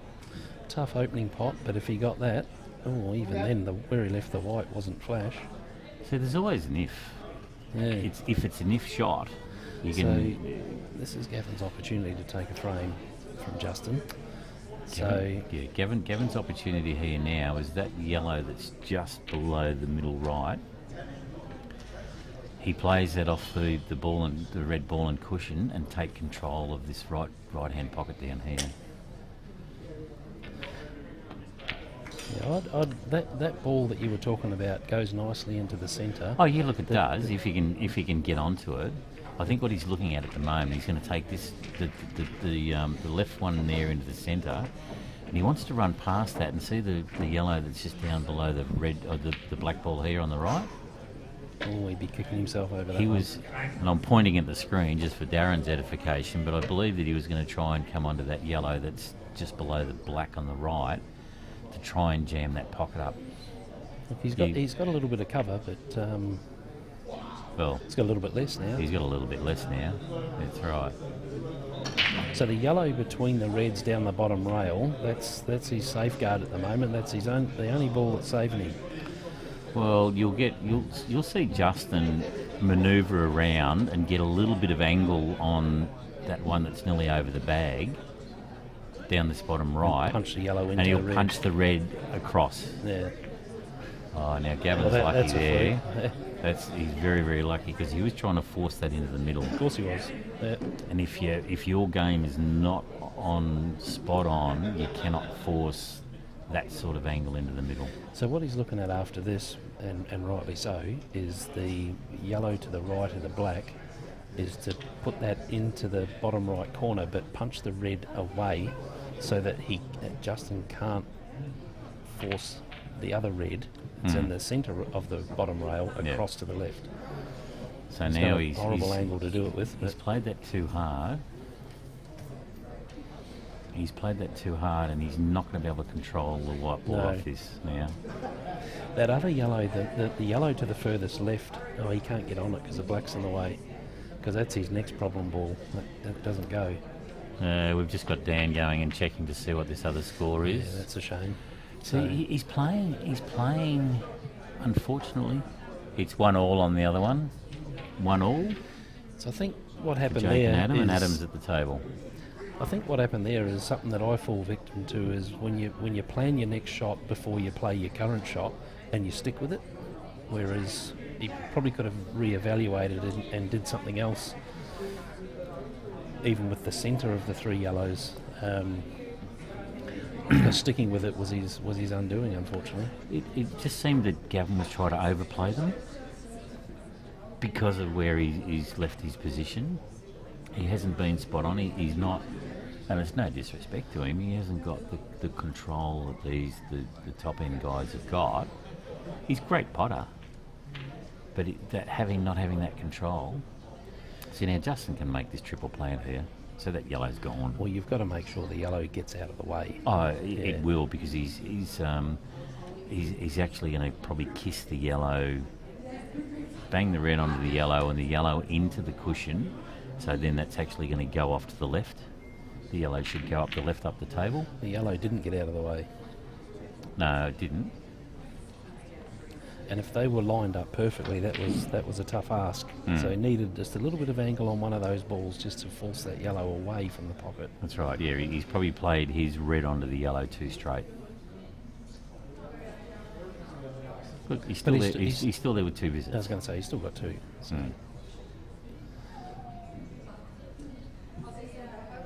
And it looks like he's got enough angle. He's got actually. he's got a plant. That's about all he's got. I don't think he can get to the furthest red from the white, and nor would he want to, because he doesn't want to leave that yellow dead on the red dead on the yellow. Okay, so the top red is actually going to play ball and cushion on this bottom yellow, and jam the red in there and take control of that pocket. The only thing is, if the red drops, he could be in all sorts of trouble. I don't think it'll drop. He didn't want it to drop. No, I know he didn't want it to, and he played it well. Well, given that was pretty much the only shot that he had, and he's taken back control, and Yeah, Gavin's got some figuring out to do. that's right. Yeah. Richard Short, this is World Rules, so it's the last year, I believe, of the Albury Cup that's going to be World Rules.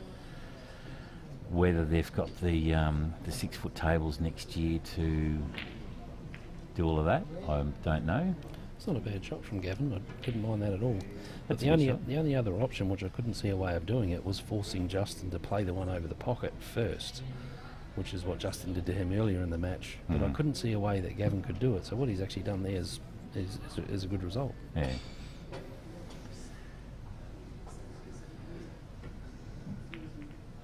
And let's not forget the nerves of playing someone of the calibre of Justin as well. So Oh, look, I don't. Talking to Gavin and knowing him sort of half reasonably well, I don't think he's daunted by anybody or anything. He's a mad Welshman. A little bit to think about here. If he could, he can't. I was just trying to say if he could get the white wedged on the rail under the bottom yellow.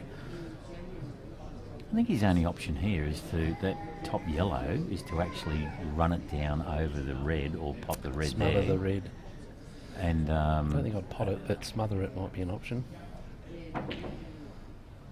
yeah, see what he's done there now. Justin, that red that's right just above the white, he can actually play into that. Cannon the yellow that's on the right hand of the red, drop that into the pocket there. Or do you just play centre pocket with a bit of top spin, and then you've got the And then plant you've got into the plant, corner? yeah, Mm. yeah. So he's got a couple of options there. And that's safe too, because even if he doesn't make the pot, the yellow's still stuck on the Yeah, well, on the right hand rail. Yeah, well, he's still got control of this bottom right. But he's decided, no, come on, Gavin. Show me what you Make got. a name for yourself. Show me what you got. The crowd are behind Gavin. Come on, Gav, take the big scalp.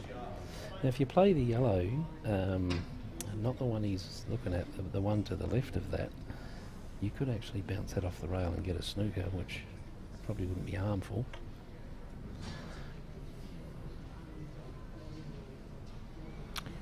Is Gavin looking at potting the red? Surely not. Okay, this makes it interesting. Well, they're actually, they were called Supreme tables by the manufacturers, so you can buy 6-foot tables that are other brands, so I'm not quite sure what you're trying to get at there. Boy one or... yeah. Now, Justin could play this red off the side of the yellow.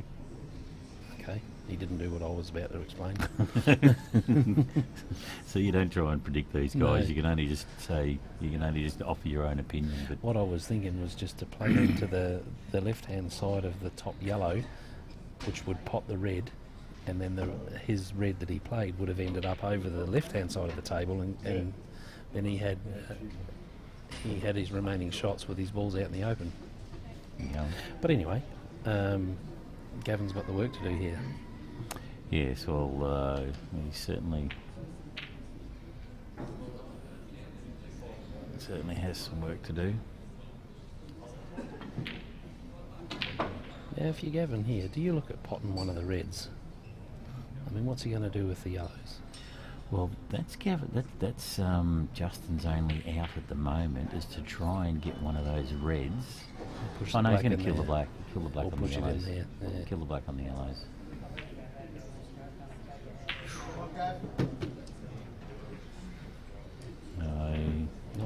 Not with two, I don't think that's... No, Yeah. no. He's going to need 2 on the black. So They this, could have been better off just playing the black into the top yellow, and then just... well, killing the black on the yellows and potting the red. But now what he's done, Justin, these should be fairly easy. So he takes the ball that's in the middle there, up to the top left. Sorry, the balk line left, which is apparently the bottom of the table. Well, yeah, but we talk in terms of how we see it. Yes. So the people at the other end of the table would have a different opinion than we've got. Yeah, possibly.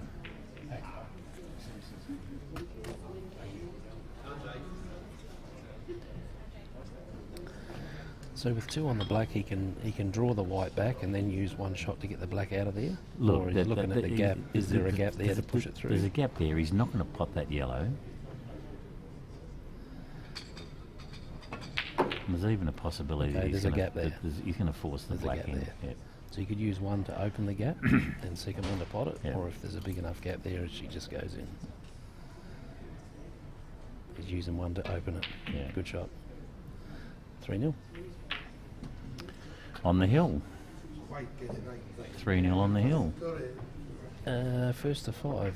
It's Yeah. first to 5 now, is it? Okay. Well, there you go. So Jake is 2-1 up on Adam Blooming, so we're just panning over there. Look at the big smile on Joshy Gorski's face. Yeah, he's not minding today, is he? No, I know. Even though he's not in the comp anymore, he's Still loving the day. He Wonder is. why that is. All right, Gavin to break. Possibly second and third in the Calcutta. I'd be pretty happy there. Yeah, or could even make a final yet. Right, so that was a big break from Gav. He's potted 2 reds. Yeah, the yellows look pretty good from here, I think.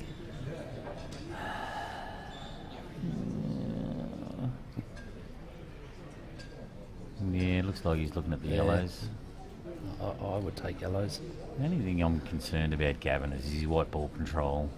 There's too much manoeuvring. It's not as if they're all just a pot and go, pot and go, pot and go thing. It's They're all there, and I think he needs to let Justin know he's here. I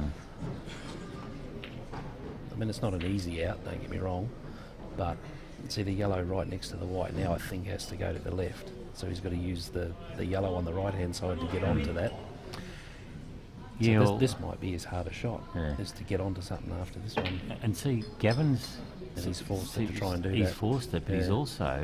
he's also had a hard bridge over the yellow. If he had taken that red up the top into the right hand pocket, because he was actually queuing up the cushion as opposed to over the cushion, he would have had more control of his white ball.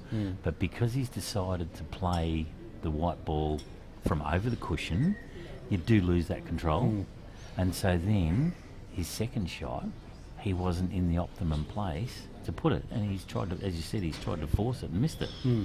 So one mistake is compounded by the next. And that's it. You get a little bit out of position on your first shot, your second shot's harder, you get a little bit further out, and all of a sudden you haven't got a shot on the black. That's how it goes in my game anyway. Well, there's no reason why Justin can't go out here. He's going to plonk this one on the right hand side into the middle. He's going to take the left one, and then he's going to just clear the other 2 up the top. And the 2 up the top don't link together very well. Yes, they do. If he gets nice and straight on actually no, even if he gets some angle. I think he wants some angle on the rail ball. Yeah.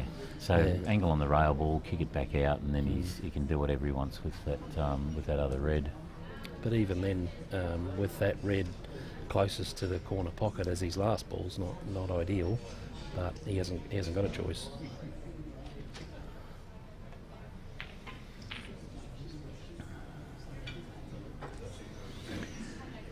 He's going to find it a little bit difficult to come. I think he's got to play top. No, I think He's got to get past the yellow to get that angle on the rail ball. Yeah, I don't know whether he's looking at actually screwing it back and then taking that rail ball with it on a slight angle, screwing back on that and screwing over to the left, and then having a bit of an angle on that one that's up the top. Yeah, he's got to push that through. He's gone that probably through. Unless he's going to take the top ball first. He probably will now. I don't know if that was his intent to start with. Sure. Look, he could go either way. He's going to be comfortable either way. He's just got to get in a good position that he can work off the last red to get on the black. See, that was always a touch. See, that was always going to be the problem because he had too much of an angle on there. But even if he did roll the white back another couple of ball rolls, he was on the red, but it made the black hard. So I didn't see him call a total, but I assume he did. Doesn't matter because he hit a rail. Great shot. And Gavin's probably Could be a touching ball. That'll be a saving grace for Gavin if it is touching, because then he can just come off that side rail and back down the bottom here. But he's still got a snooker opportunity, even if it's not touching. You can just thin off it or. Yeah, but if he thins off it, he's going to open that gap up a little bit for going up the thing. So.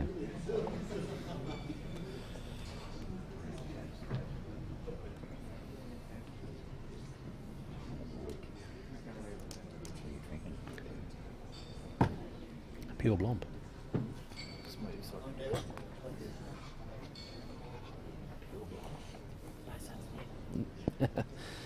There is in liquid form. Oh, yeah, of course.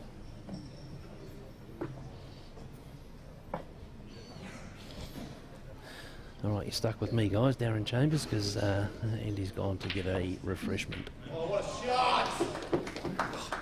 So he has tried to thin off that, which would have worked had he not have hit that last yellow. So Justin's going to try and pick the gap between the two yellows at the top of the table to bring the white down to centre table.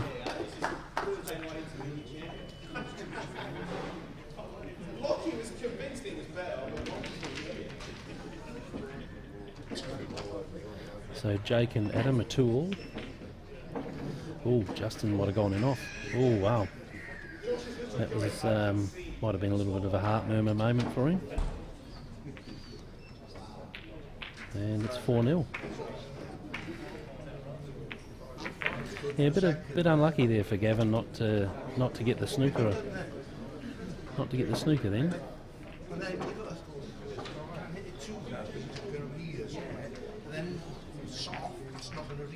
They're doing a little bit of a post-mortem now.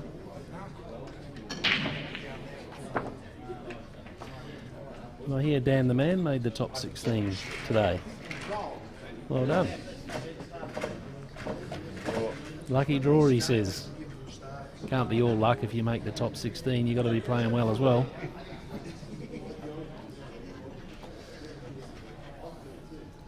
And succumb to the one and only Jake McCartney, who flies out to England tomorrow with his hectic pool schedule. Alright, so frame number 5 between Justin and Gavin.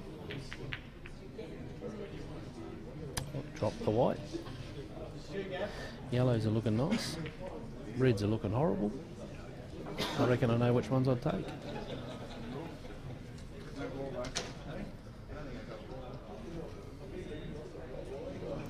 Now the question here is, do you go for the out? Which I believe you do, looking at where the yellows are and where the black is. Because if you weren't going to go for the out, you wouldn't be playing this yellow. So Gavin's going for the kill here, and rightfully so. Get that one out of the way, because it wouldn't be too easy to get on and get out of. So if he's dead straight on this, it's a bit of an own goal. Well played.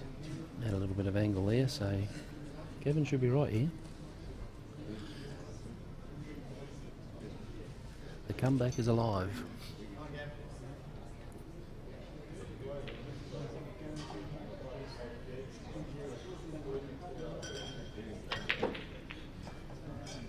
And well played. You've got a nice little angle there.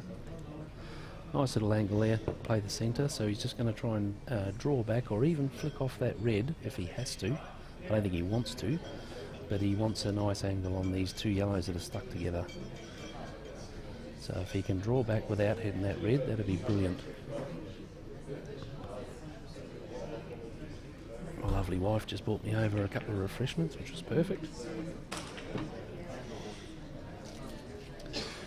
So now that he's played it that way, he's going to have to stun across into the red to get on the next one.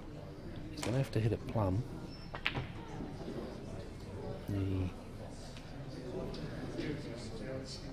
He'll be kicking himself over that one, unfortunately.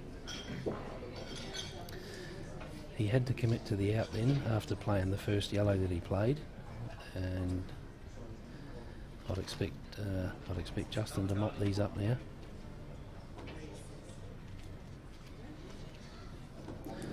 Just the 3 up the top require a little bit of thought. Obviously one of them's onto the pocket, and then it's just how you get the white through. That's not perfect. Hopefully he's still on the centre there for Justin's sake.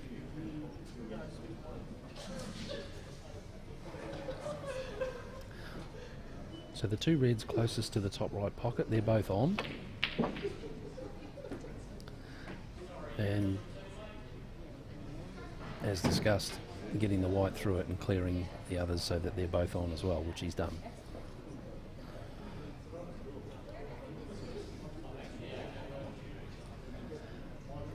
So left centre first, I would think.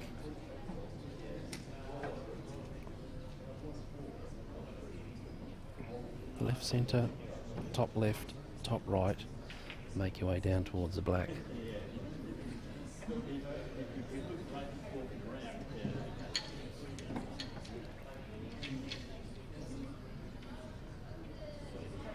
Or do it Justin's way.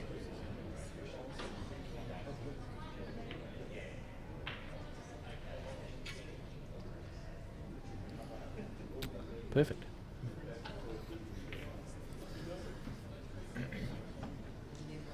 So rail ball last, I assume, with a bit of screw back for the black in the bottom right hand corner.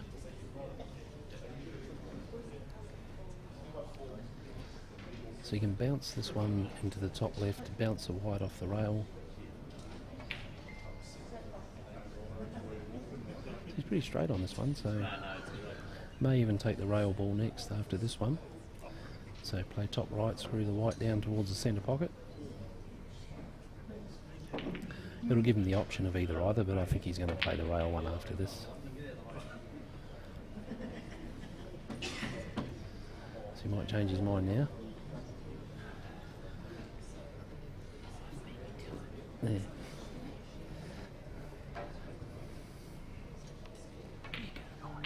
I could have.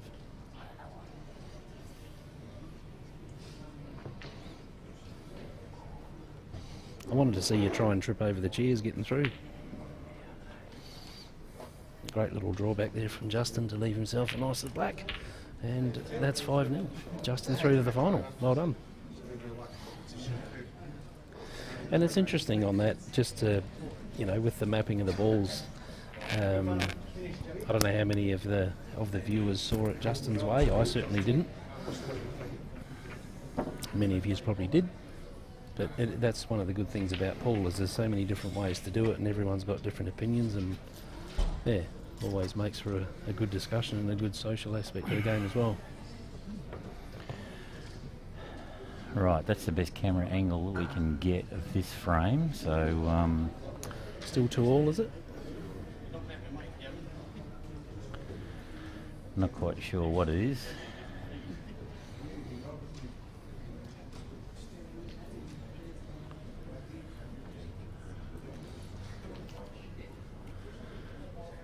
So we've got Adam at the table. I saw his black the last frame. That was a very oh no, actually his last yellow, his last colour. It was a huge drill from one end of the table to the other, and the crowd went up. I did hear that. Raptures, I didn't see it, but I did hear all the commotion happening. That was the Adam final colour pot.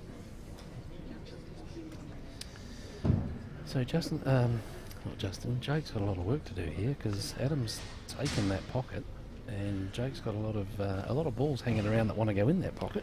The only saving grace for Jake at the moment is that black. That's his only saving grace. And the red in front of it too. Mm.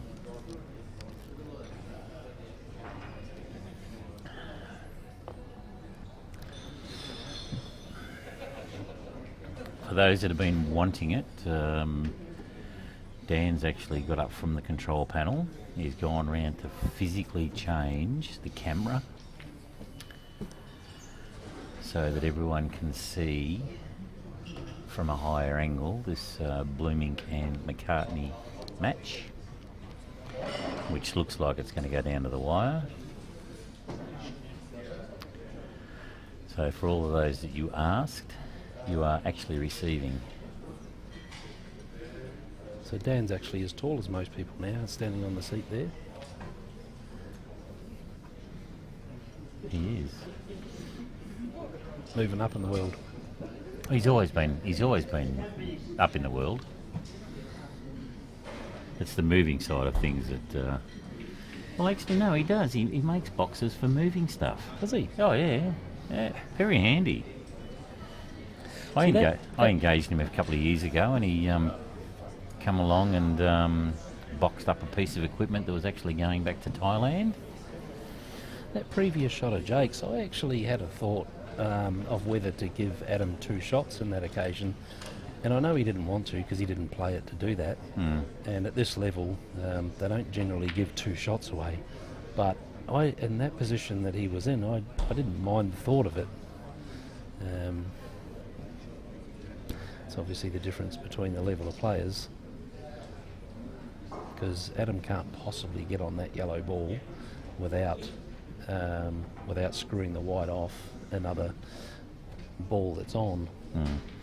Oh, look, the great man, Stephen Landsborough, Rabbits as they know him, is his name, earlier in the day. He said, I can pick the shots, he said, but I can't play them. Yeah. Oh, thank you.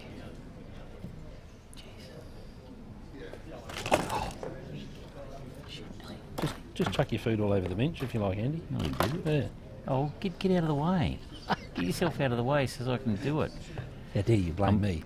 I'm glad Dan wasn't here to see that. It was nearly going to be a debacle.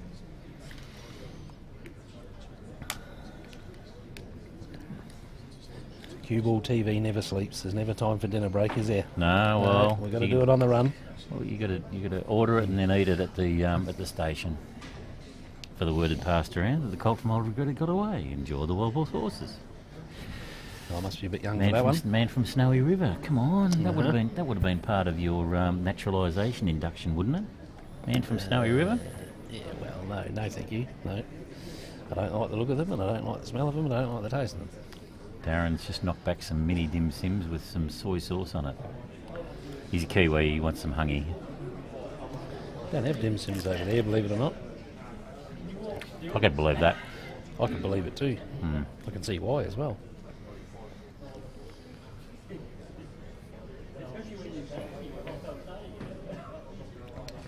So Jake pushing balls over to that corner, knowing that Adam's got a big problem over there. Well, the whole thing now is that Jake's got reasonable control of the right-hand pocket, corner pocket. Correct. So Adam can't screw off that yellow into the other pocket. No, but what Jake can do is he can actually promote another red down over that yellow on the left-hand pocket, over his right shoulder, pop that. Jake's just going to get rid of some of Adam's just going to get rid of one of Jake's balls. And that's right, yeah. Right, now Jake hasn't got a clear shot on that that red that's second. No. That's just in front of the girl there with the black shirt on. So he's got to get himself into a position where he's got two shots on the ball over the pocket, heading for the out, which is not yet, obviously. But that's what he'll be working himself towards, because Adam's got absolutely nothing now.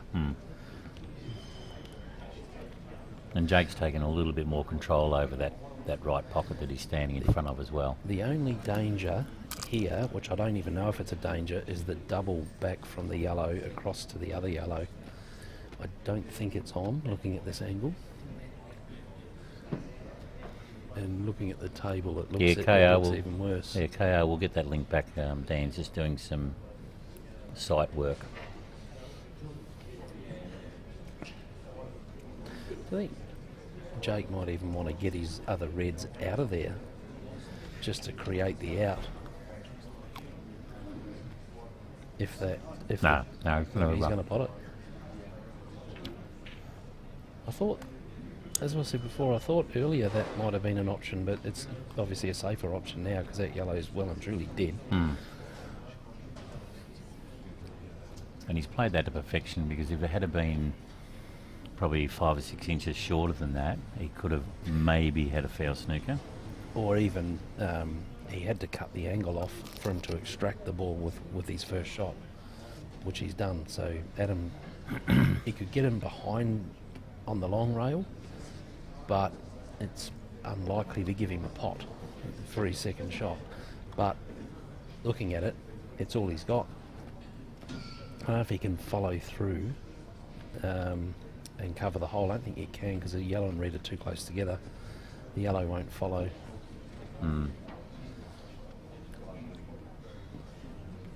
But in saying that, even if it did, I wouldn't want to be giving Jake 2 shots in that scenario, even if it did work. So he's got to find a way to get that yellow out on his first shot and create a pot.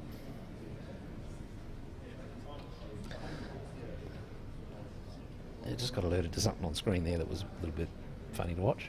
Wasn't it? He's done it. Look at that. That's done extremely well. That's a brilliant shot. Brilliant shot. I couldn't see that from here, and I'm assuming Jake didn't see it either. Obviously not. Yeah. That takes Adam to the final. No, first to 5. Oh, I keep thinking it's best of 7. It's all right. It's late. You might get a little bit of a yay from Josh Gorski if he did make the final. You reckon? I think you might.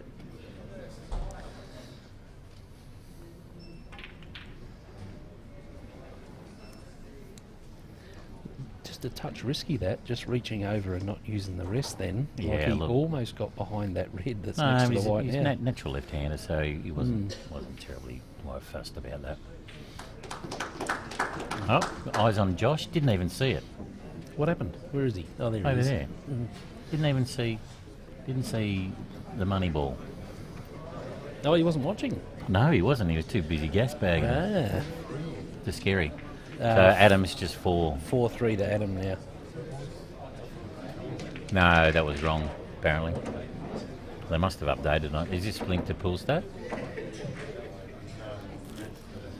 Well, Adam won that one. Whether it's 4-3 or not, I'm not sure. But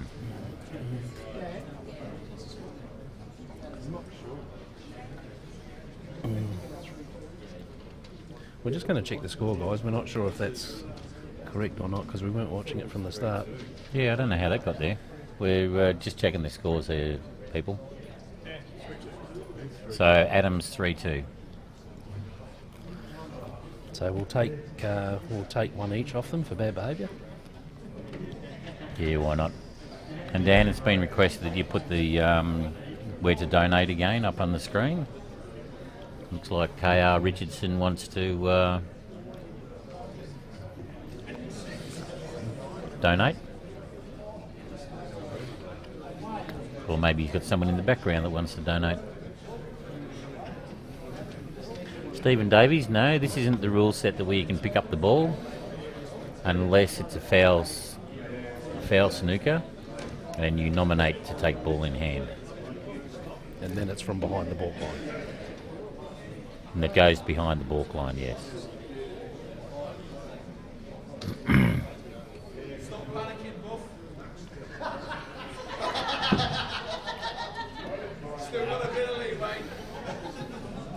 I think there's a bit of Calcutta banter going on at the moment, I think. Yeah. There's always a little bit of Calcutta banter or some other banter going on at these places. So must have a bit of a bog break, have we? No Jake McCarthy. Yeah, a little bit of a rest, bit of a rest break, yeah. So there you go, up on the screen there. To donate, support the CueballTV, HTTPS. Follow the link. Oh, Jake's found his way back. Jake was doing a Benny. Benny Noonan, are you watching? Are you with us? Don't you wish you were here? There was some spare beds at the motel, but you've missed out on those ones. That's a big break. He should have hit him harder. Well, I don't think he could have. I don't think he could have either. He probably would have split that. The white ball would have broken half, I think. He probably would have split that lump of 4x2 that he used. I remember playing pool with a guy years ago, and it was his mission to smash the white ball on the break. I don't even know if it's possible, but he wanted to break the white ball in half on the break. No, it's these balls are actually made out of a resin, and it's fairly tough. And you actually need something tougher than a piece of leather and a plastic Or ferrule. another ball. Yeah, or another ball. I think you'd be being hard pressed to actually crack one with a hammer. They're pretty resilient, as you see. Okay, tough shot this one down the rail. But worth the risk, because there's plenty of other balls down there. Yeah, Left it perfectly. Now that shot there, and maybe Dan can replay it. You have a look at Jake's cue hand. Fill us in.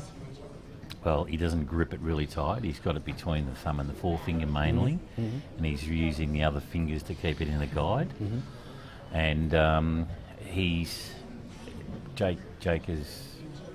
You can actually see how he's playing by how he's cueing, by how he's feathering, and he's got that looks like a little nervous little twitchy thing, but that's actually when he's cueing the best. Yeah. And if he hasn't got that, then he's a little bit off. And it's a good point. It's very important to keep that backhand as loose as you can, because it can create the cue to bend between your backhand and your front hand, which throws the white ball off. So if you keep that backhand nice and loose, it keeps the cue straight. Tough to do. You've got to keep reminding yourself to do it until it becomes natural.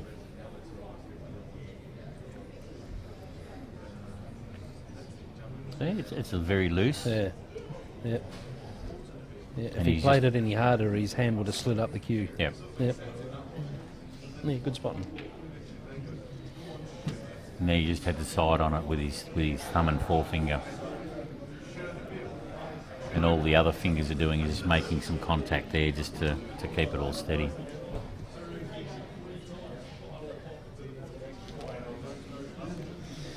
So the money shot that one. So A, B, C and D, D. here Yep, the plant. should see the scores levelled. I'm glad he's way over there and he can't hear you. He's done what I call the Ben Noonan shot then. Like he's played the white off the top rail, so the white's moved a fair distance, whereas he could have just stunned, and he's ended up better off, which Ben Noonan does as well.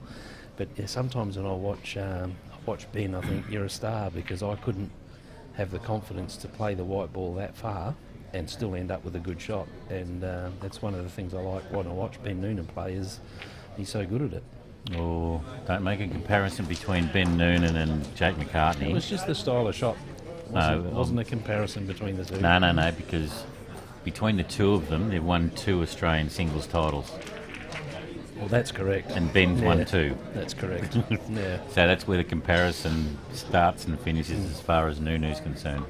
But that's where, like, Ben's confidence is like, he always plays with high confidence, in my opinion. Which is, you can see it, and it's awesome to watch.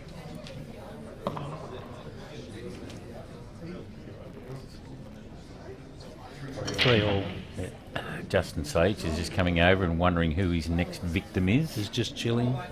Karen, can you ring your son and tell him to pull his head in, please? He's getting a bit cocky. He's getting bored by the look of it. He is. He's like an expectant father in the waiting room. Come on, give me the next one. Give me the next one. I want the baby.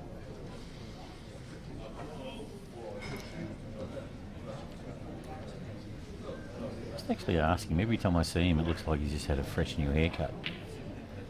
He must get one every day. Must do. Karen, can you please let us know about your son's hair cutting rituals? Right, so do you take the rail ball now? The one furthest from camera? He's got to play over the yellow, which is a bit tricky, but I can't see another easy shot. I think it's the easiest one on the table. Okay, he doesn't have to play over the yellow. In that case, you would take it. It's the incorrect angle. Yeah, look, he's getting these all set up now. So the red that's stuck on the yellow in the centre of the table, does that pass to the centre pocket? No, because what he's going to do here, he's going to plonk this red in down on that top left. He's then the red that's next to the 2 yellows. That goes in the centre. That goes in the centre, and he's going to have some angle that he can actually kick off the red and the yellow that's in the middle there and open them up. He could do. Or That's my prediction or if anyway. the red does pass into the furthest centre pocket, he wouldn't need to open them up. There you go. He's got the angle to open it. Yeah, you're right. Yeah. That was my prediction, but, you know. Jamo, you can tell me if I'm wrong or not, please.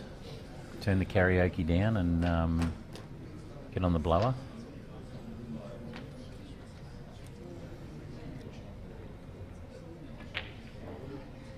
Ooh, that didn't work, I don't think.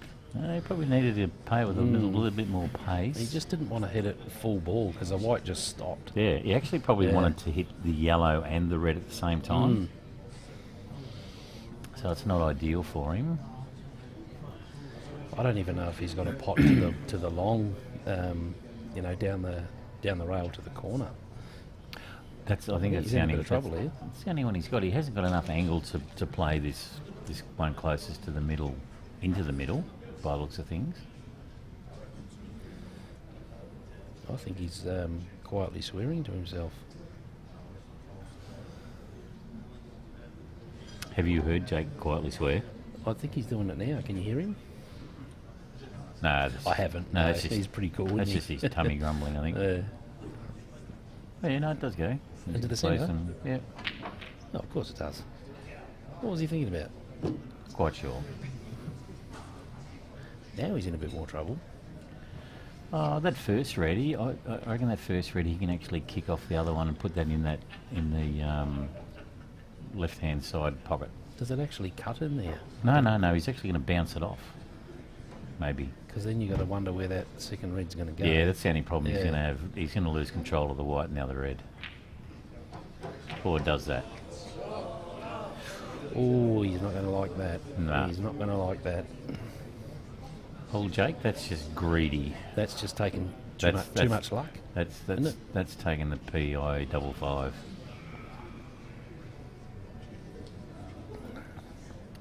Correct this and put it in the left-hand centre. I think he's going to play for the corner. Or play the corner, yeah. He's definitely going to play for the corner. It's an easier pot, not that it's easy, but yeah. Wow, he's missed now. He's chooking himself. But the pressure's on Adam now, isn't it? I mean, there's obviously snooker opportunities, but I think if Jake would kindly step out of the way. You can't tell him. Yeah, I'll go and tell him. Yeah. No, No. probably not. Doesn't want to hear anything. Um, Look, Adam takes that one up over that top pocket, and then plays this one that's on the balk line down the rail. I told Jake to move. See, he moved. No, he didn't. He just sat down.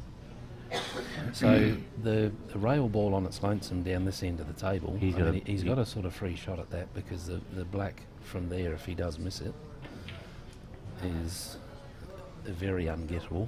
So he's So he could gonna play it now. He's going to start doing something now, perhaps. He's got some work to do at this end too. If he could get those two yellows apart, the ones that are close together, that's not a bad shot either. Well, those two that are close together, the one that's down the rail actually goes down the rail into Yeah. that top right. So if you play that with a bit of screw back now, at least if he misses it, he's got the snooker on the black, and hopefully covers the pocket. Oh, the other one went as well. Geez, just as clean as a whistle. He's got a great queuing action, this guy. Always did. I remember when he was playing as a kid at Rackham Up, and yeah, he was just so smooth.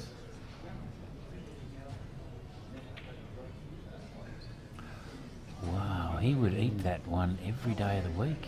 And if he took that one first, I know it wasn't the ultimate goal because the out from here is a lot easier, but if he took that one first, he would have got the snooker.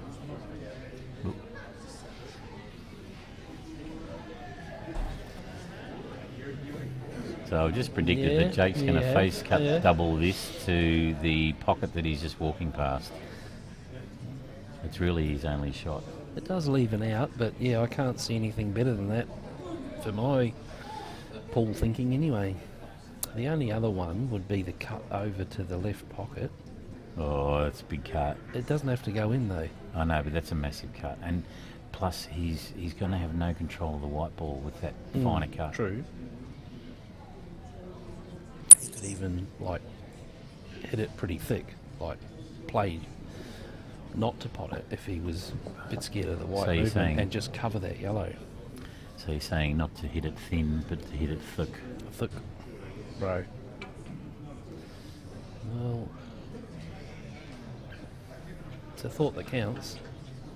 There's always a problem with the control of the white ball. He just needed that black to cover the yellow. Now all Adam's got to do is just run this ball that's on the right on the balk down the rail. Do you want me to go and ask him to move again? No. He'll sit down.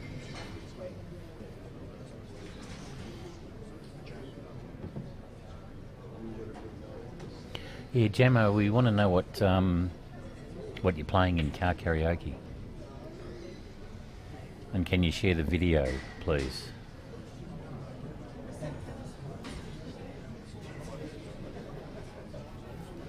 So Adam's still got this ball up the rail, which I believe is a free shot, in the sense that there's no pot on the black if he misses this. He just doesn't want to leave any. He doesn't want Great shot. Jake to Yeah, actually great see shot. the black. That's the thing. So I think from here, Adam's definitely got the out and should make it. Actually, I can have a look over. Yeah, so there's two yellows over the corner pocket that Jake's covering the most, and there's one yellow that you can see that he's playing now. Is he playing it now? No, I think he's going across the table. He's definitely going across the table now. And he's made that pot. So there's another ball there, and then there's a. There we go. Okay, so it's dead on the rail. Sit on the right. What he's going to have to do here is play the one that he's looking at Yeah, now. just play it as slow as you can. But he's also got to play some right hand. Yeah, check it up a bit. Just But to square it up. You don't need to, because you just as soft as you can. Yeah. Make sure that white comes off the rail, so you've got a decent bit of queuing on it. And here comes the money shot.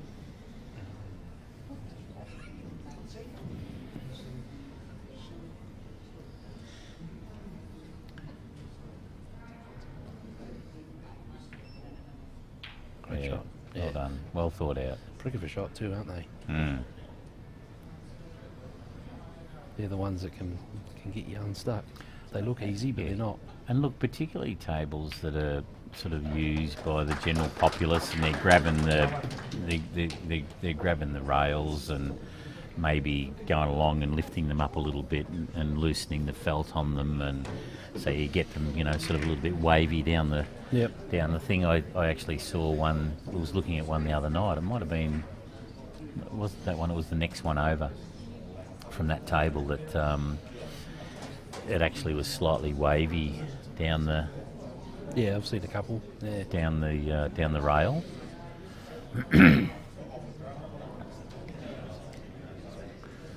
Crowd are in raptures. Current title holder, he's only got Having a chip. Having a chip. Yeah, the seagull. I'd have thought he'd been partying right now, because it's not long to go before he loses his crown. Well, I don't know. Another hour? Well, it's probably going to be a little bit longer than an hour. Yeah. I'd say we'll probably be doing the presentations around about 10.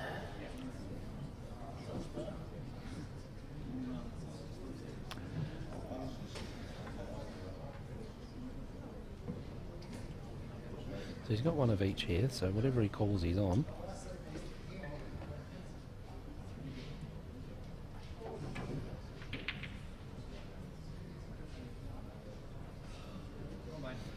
So a little bit of work to do with those two reds stuck together. The others look fairly straightforward. The black's fairly straightforward. Look, Jake will probably try and look at extracting those out pretty soon. You could do it now off the centre pocket if you can get the white behind that yellow that's nearest the centre pocket. Yeah. Because you have got the linking ball in the other centre pocket. Just depends on the angle as to whether that's on or not. And hopefully you don't need the linking ball. Hopefully you land on something of those two reds.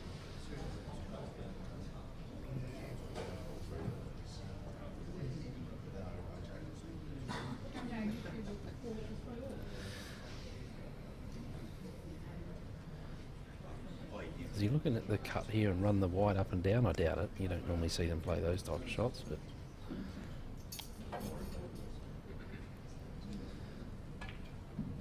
he is. Oh, He was yeah. looked like he was going for that extraction then. Yeah, like I say, you don't normally see that type of shot from the elite players. Just Yeah. hard to get right. That's the only thing, isn't it? They calculate everything, and if it can't be calculated, they don't want to play it. Yeah. And look, he's got to get used to these tables again, because he's been playing on the 6-foot tables that are Correct. made differently. Oh dear, oh dear.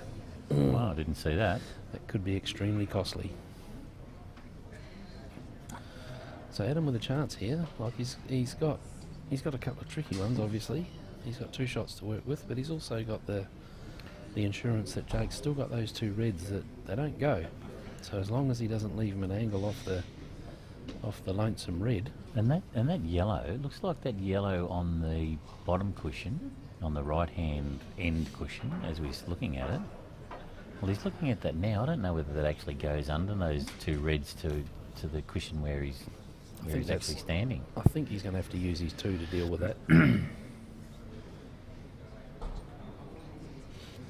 But this, if you use your 2 to deal with those, you've still got this one near the red in the centre pocket that needs a bit of love as well.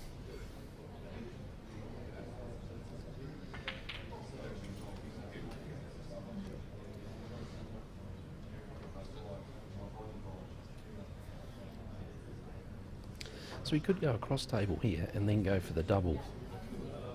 So play this one softly. Yeah, look, I don't think he needs to try and play a double.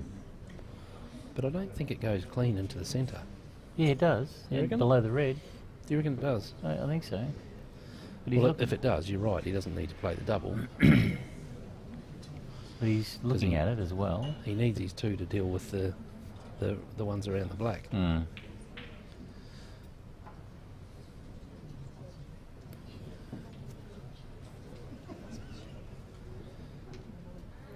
About to find out. Yeah.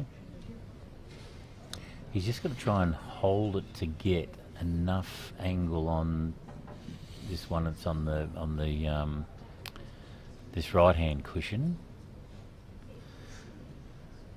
You see, I reckon the straighter the better on the one down the rail. I know he can't get straight because he's got the white's going to bounce off the rail, but he doesn't want to get stuck behind the black. Not that he'd get stuck behind it, but he'd get ended a little bit. That's actually perfect. Now he's got enough angle to actually to go and kiss onto those 2 reds. I reckon you'd leave it for your 2 shots. You could, but No, the no. problem is you might draw the yellow out of the pocket that he's playing, whereas if he just rolls it in and uses his 2. I guess the proof will be in the pudding of whatever It he will does be. here.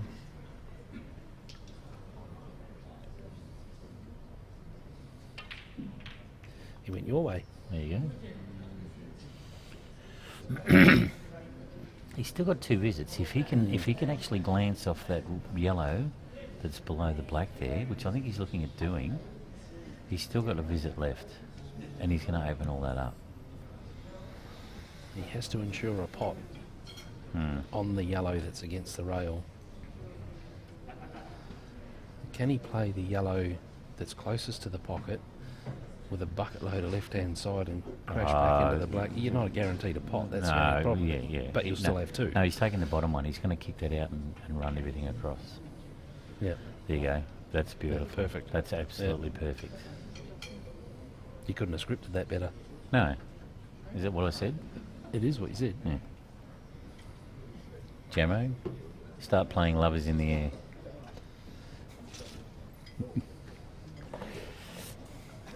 Or I Shot the Sheriff.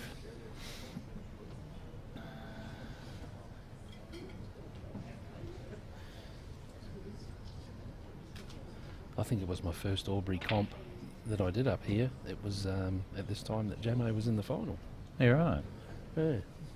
Against Robbo. He's never done it since, has he? No. He's a wandering minstrel, old Jamo.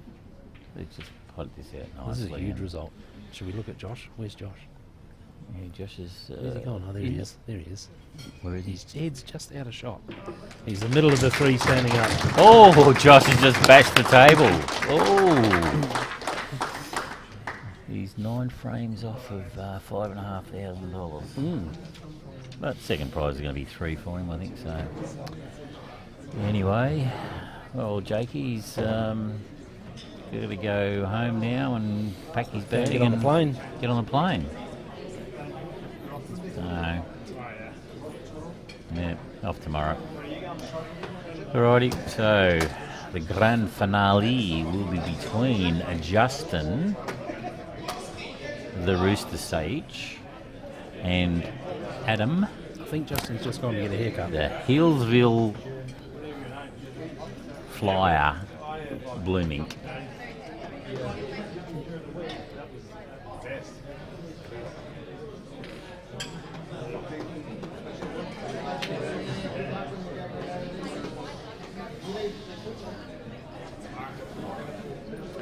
Rusty, can you change that profile photos of yours? You're scaring the children. Or is that a still from one of your live rants in the car? Still or a stool? Still, not a stool.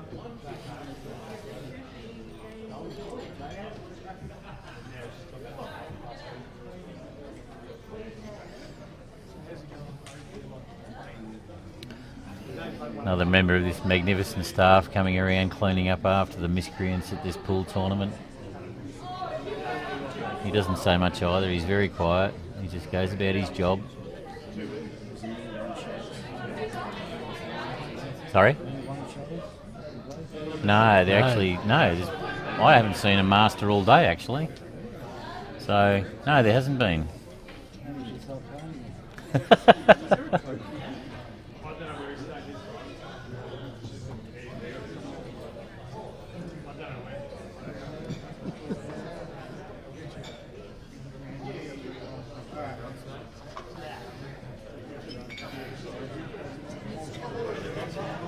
So what have we've got? Sydney cider from Perth, and we've got a Healesvillian. Healesville being way out eastern suburbs of Melbourne. Actually, it's outside the suburbs of Melbourne. Nice area. It is a very nice area. Thank you, Karen. Thanks for joining us. We hope the commentary hasn't put a blight on the TV video stream.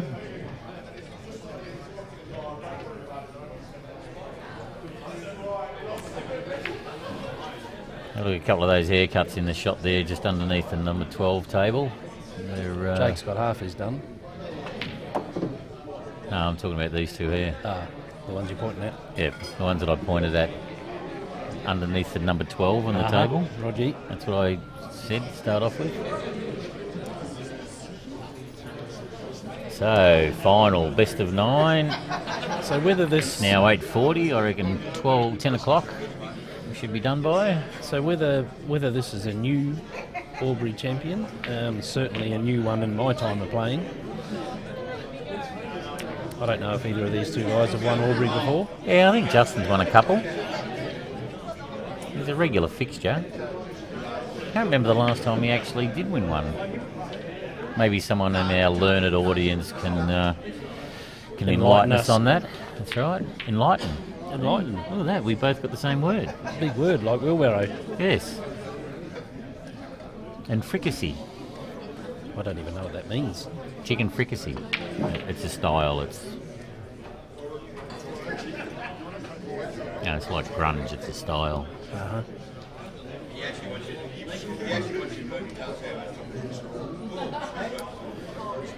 So we're just waiting for the lads to calm the nerves and do what they do, whatever it is they do. Justin's just having a little hit. He's got his fresh bottle of Coke just been delivered by the man just passing on the screen. The man that doesn't say much. No.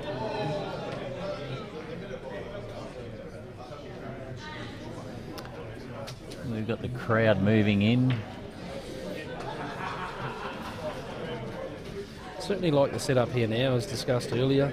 For those that didn't hear, they've got all these lights that are hanging down over the tables. They've got permanent power points up above them, so they can remove the lights. So I believe, I assume, every pool tournament now will be in here, and then they just throw these lights up over the tables, which is much better than previous years.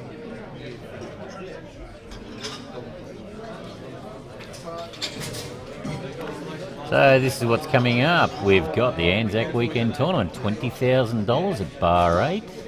We've got the Darwin and Districts 8-Ball Association for Q Sports, the Thinkers, on the 29th of April to the 1st of May. We've got the Townsville Open in 2023. It's the 20th year of that.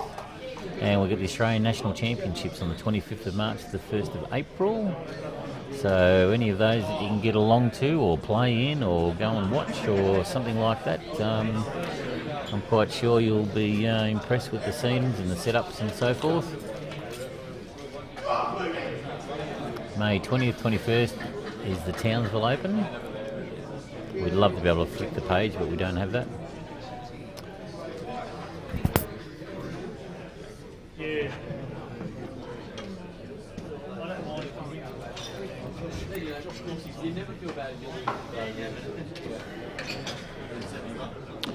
So Justin doing what Justin does, and even though he's played quite a few frames on this table today, he's just getting a feel of it even more and more, and making sure that his cueing action is on song.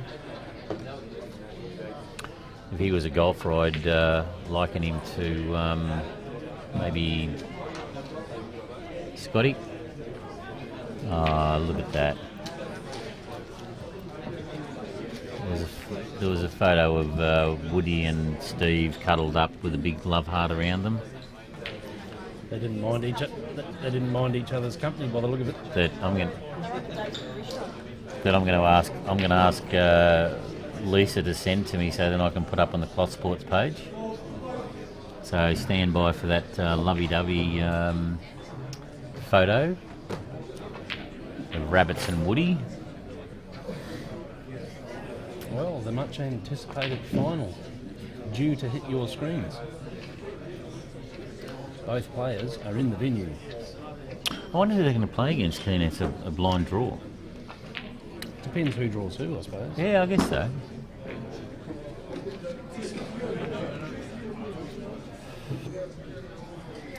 So, I'm just going to ask Dan how many viewers we've got at the moment. 300. Nice. Good to Where see you. is Thanks, guys. everybody from? And let us know whether you're enjoying the coverage. Exclusive to CueballTV.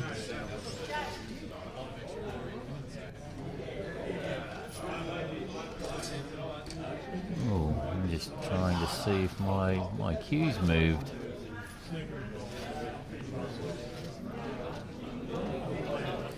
See this guy there?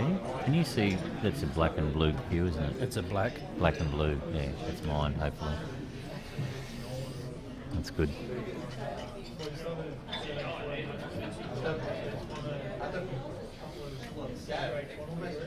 It looks like we're only a couple of minutes away.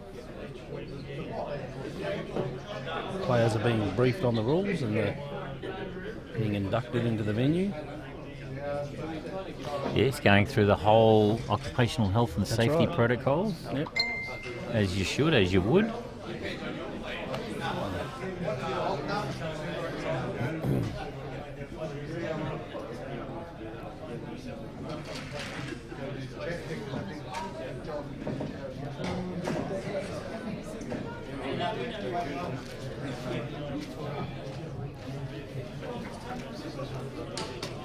I'm in for a world of pain, but this photo is now going up on the Cloth Sports Australia page. So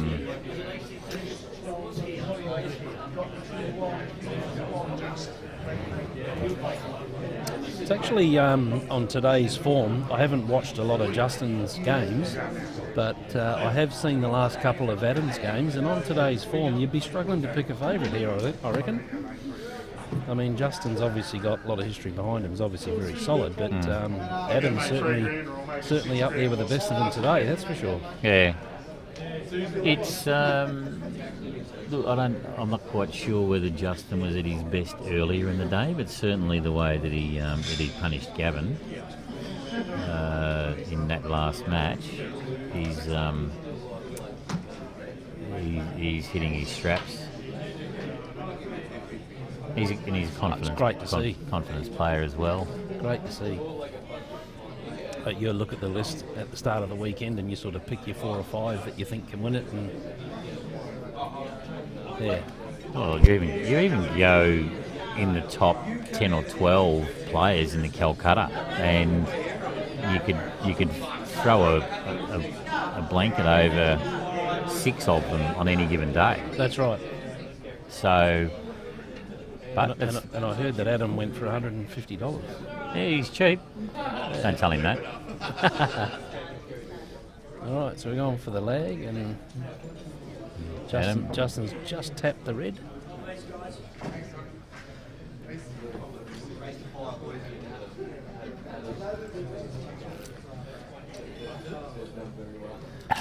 So I reckon one of these players will be more nervous than the other, if you know what I mean. Oh, look, I think Adam is playing would be playing on adrenaline now. Oh, He's, for sure. Look, he doesn't play all that often. He's bringing a lot of confidence after his last few matches. He's been playing brilliant. Oh, yeah. So this will be a great match, guys. And once again, we've got to be a little bit more quiet because the players are right in front of us. Particularly Adam. Unfortunately, pulled up dry. So yellows to me on first glance, the pick of the bunch. Mm-hmm. They're all on, whereas the reds are all on. But he's Actually, there's one in the bottom. The bottom red's not great. So I think you'd be going yellow. You'd be more inclined to because of the queuing action that he's got. Correct. Or the queuing that he's got. So Yeah, the opening red's a disaster, really. oh look, this is probably going to be the first master that I've seen all day. Apart from the one he did before. Did he do one before? Did he? He did. Oh, okay. Second then. Come on, that was more than 5 minutes ago. I'm an old man. I've got Alzheimer's. Who are you again?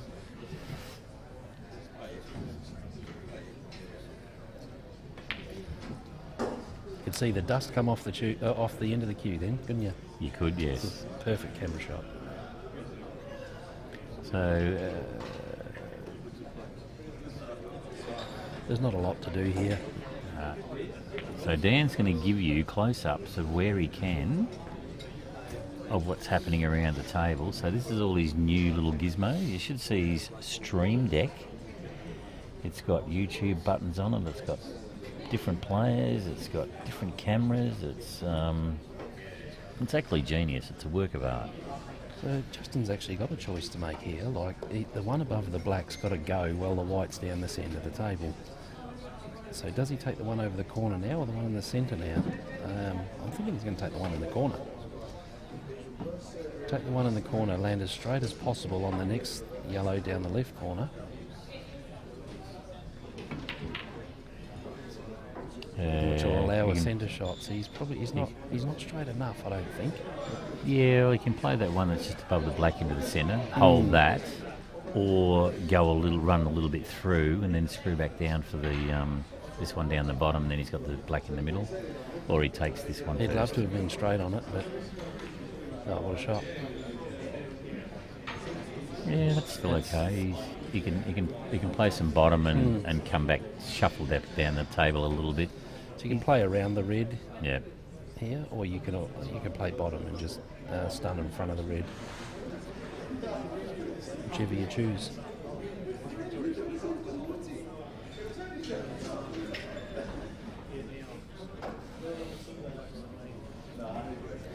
Is he going for the double? He is. Wow.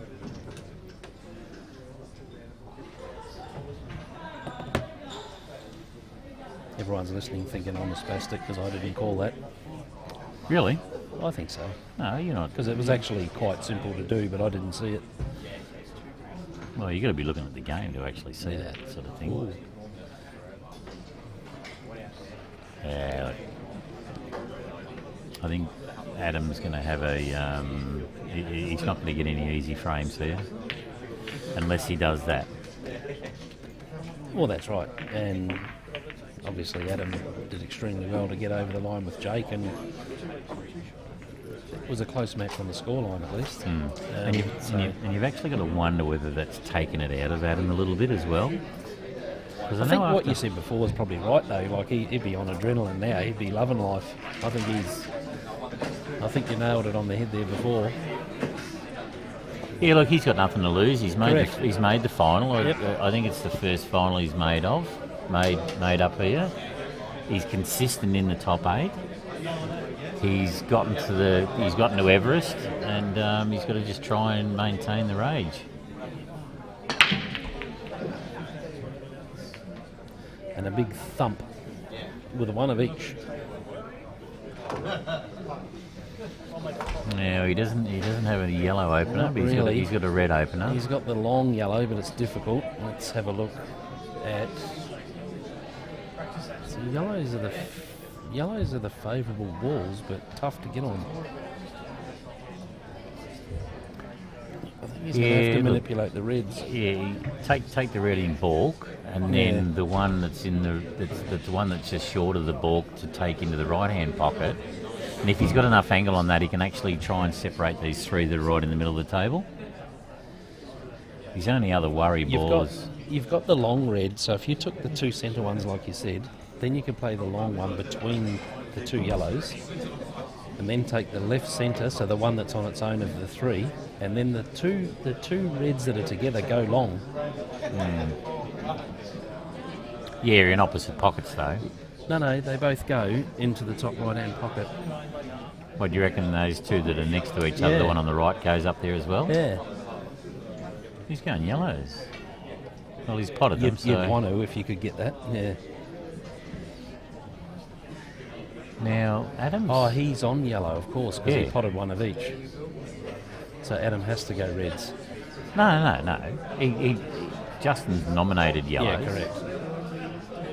So, but I'm not quite sure why... Well, the only thing he's done there is actually block the black a little bit. Yes. The black can still come off that corner, come off the side cushion there and close that pocket up. So I wonder now, of the 2 reds that are next to each other, does the left-hand side red go long to the top right corner? I believe it might. Yeah, because that would be very handy. But then those 2 reds there, the one that's on the right-hand side, I think they might actually go into the middle. Do they plant to the middle? Yeah. No, actually by itself go into the middle. It could I'm do. pointing at the Yeah, screen now could for do. Darren's benefit. But if he took the one to the right-hand side into the centre, they may plant into the left centre. That would also be handy. He's maybe going to kiss this off the yellow. No, it's gone clean. There you go. That's... You called that.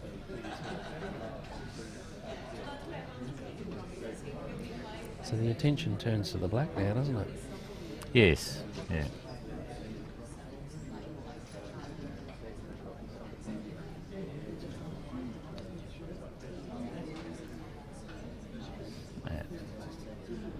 So he's got the 2 centre ones here. Like, he can get onto the black easy enough, but does it go?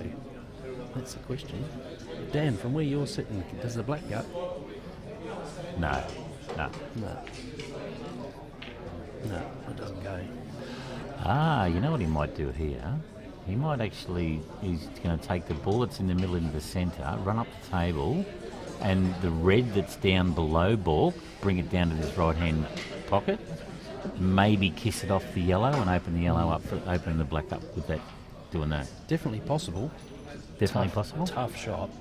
Oh, definitely possible. Tough yeah. shot. Yeah. Especially over that long distance to flick off a yellow with such a fine cut. Yeah.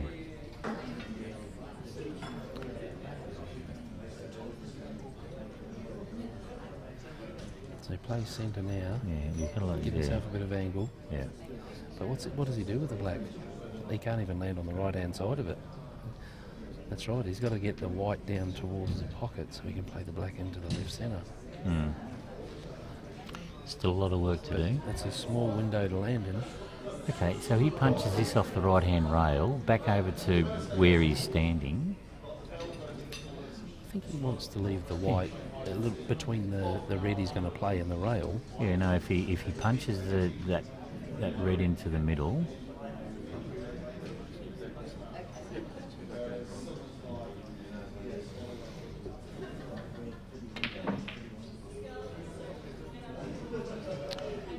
He's got got the It's wrong. pretty straight. He's got the wrong angle on it. It's not straight, He's but got- it's pretty straight. He's got the wrong angle on it. So he would have actually been. He would have preferred to have been in balk, Correct. and Absolutely. then bottom, stun it down the table, and finish up down next to these two yellows as Dan, right. when Dan was pointing at the screen that no one else saw, and then had the black in the middle. So let's see what sort of work he does with this now.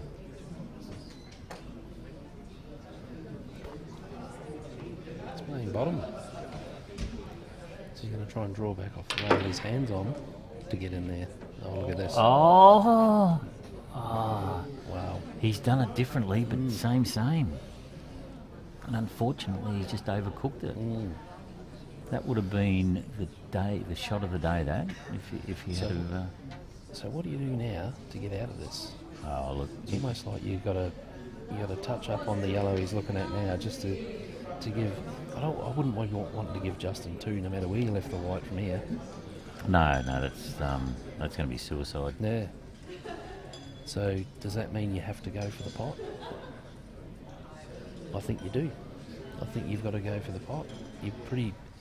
Come off you- the side rail and Greek it. You've put your head on the chopping block now. Yeah. Trouble is, he's hitting pretty close to the jaw. But I think you had to. You've what? done it. Well done. Oh, Adam Blooming, take a bow. Great shot. What a brilliant shot. And That was- the brilliancy in that was just taking the pot on, because I don't think there was. Look, there was a safety option, but Look, Justin nine- was going to take the game. Probably 95 players out of 100 would have gone the easy way and just tapped into that yellow and made Justin play away or something like that. But Justin would have cleared up. Oh, without a doubt. Yeah. But Adam's confidence is high. That's and, brilliant. Yep. And his skill level is there as well, as you can see the way that he's working around the table.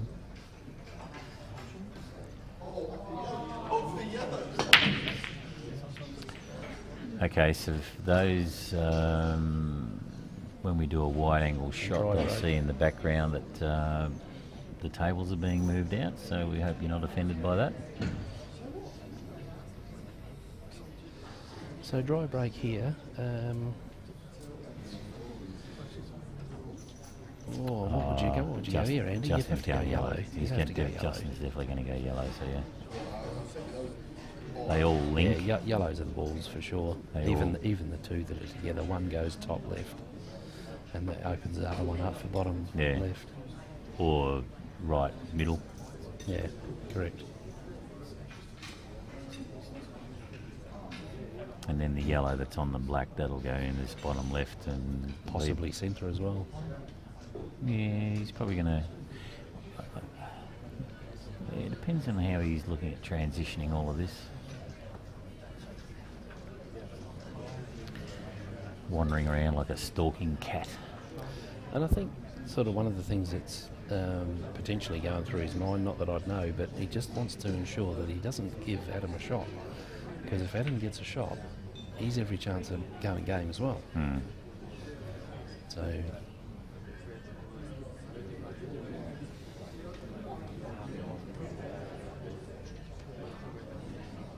So a few of these are just going to be plonkies.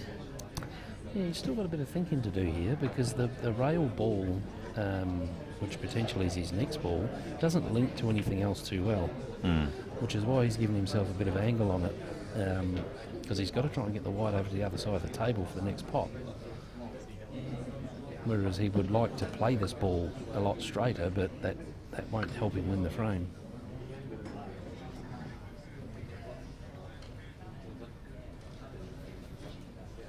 Yeah, he's looking at those two yellows now. He's Yeah. looking at that one on the right-hand side to go up to the top left.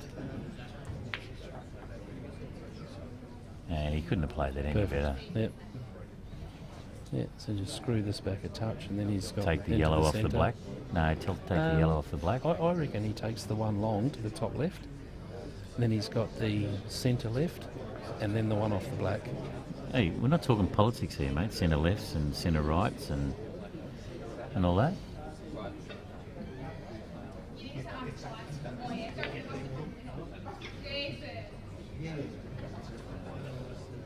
Yeah, this is just plonky Yeah. now. He's done the hard work.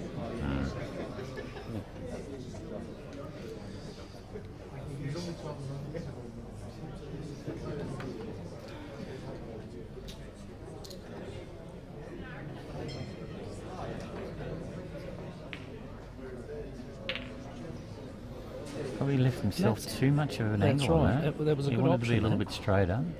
It was a good option, but I agree with you. He certainly wanted that straighter. But in saying that, he's still okay. Yeah. Just don't use the rails here. Just put the white out in the middle. Yeah, just hold the white very nicely. But Oh, pot the yellow. You must pot the yellow. well, that was the thing. Pot the yellow. So Adam's got a chance here because there's not a red on the table that's not on, so he doesn't have to do sort of extractions or anything like that. No. A 2-ball plant down here in the bottom right-hand corner, which doesn't look difficult. He'll take care of those two up the ball. Yeah. He'll take this one into the middle and then run up and take care of the two up in the ball, and then just come back down the table.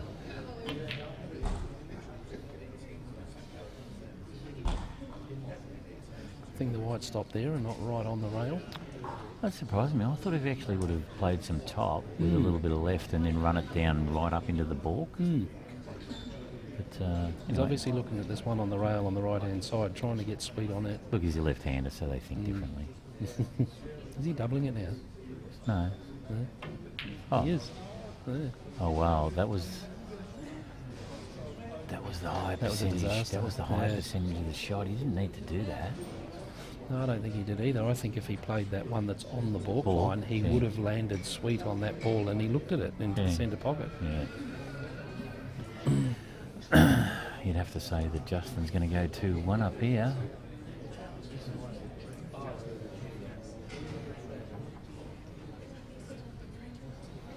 If I were a betting man, Who would you bet on? that Justin's going to 2-1, going to go 2-1 up here. Geez, you're a gambler, aren't you? Oh yeah. Oh yeah. You stick your nuts out on the line. Yep. Can you bet 10 cents? Is that a minimum bet, or you got to? Yeah, you can, but you don't get 100 grand for it. Oh, bugger. Yeah, so unfortunately, Adam had a big opportunity there, and I think what Justin's looking at here is the last thing he wants to do is put the white onto the red and pocket the red, so he's just screwing into the gap. I think that's what he was looking at. Yeah, it's not going to happen. Well, he still pushed the other one down over down towards the bag. I think he was looking at the one that was closer to the bottom rail first, so he screwed to try and ensure that he didn't do that, and he ended up hitting the other one plumb. Yeah.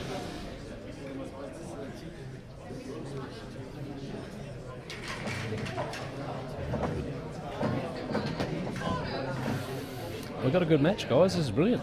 We have got a good match, yes.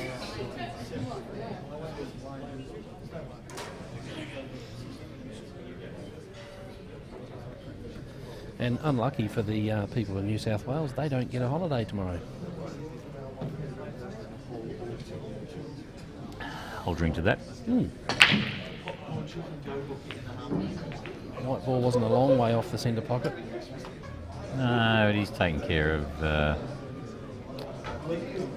a yellow, so yellows are looking yucky. Yeah. Red would have to be the go, I'd say. He's got one problem ball there, but apart from that, actually, if he gets Probably a a red, 50-50, but the yellow's harder to start with, so I think you're right. You've got to go red just because you've got the easy starter. and look, even if he, even with that red that's just in the middle of the left-hand pocket there, like in the left-hand rail down the bottom here, if he gets straight enough onto that, he can actually screw back, knock the yellow onto the red. Correct. And that red's going to go dump straight in the middle. If not close to it. Yeah. Ooh. Hear the thud in the rail then too. Dunk. Yeah.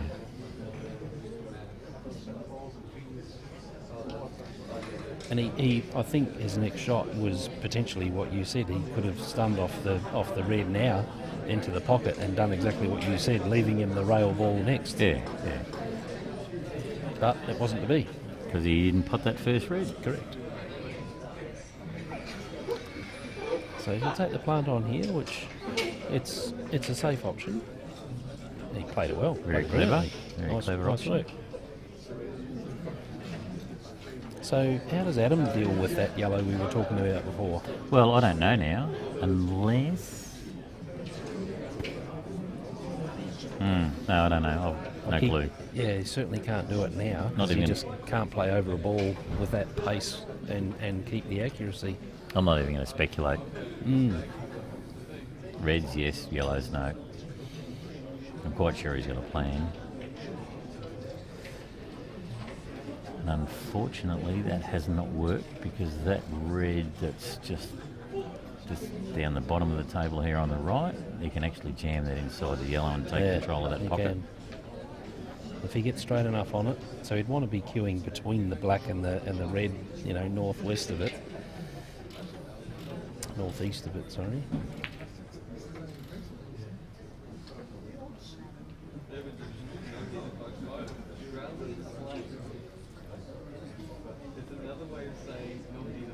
No, I think this frame might go for a little bit longer than the last couple. Well, he's got the double, so the ball on the left-hand side, he's got the double back over to the corner, and he could jam that pocket up a bit better. So it's probably a... Yeah, but he's queuing out. He's got an awkward queuing posse over the top there. A little bit of shot to nothing though, because it doesn't really matter how it turns out. It's actually turned out perfect. Yeah, so that's now guaranteed that pocket for him. And it stops the option of Justin doing what you were saying earlier, where he could break the red and yellow apart. He can't do that now. No.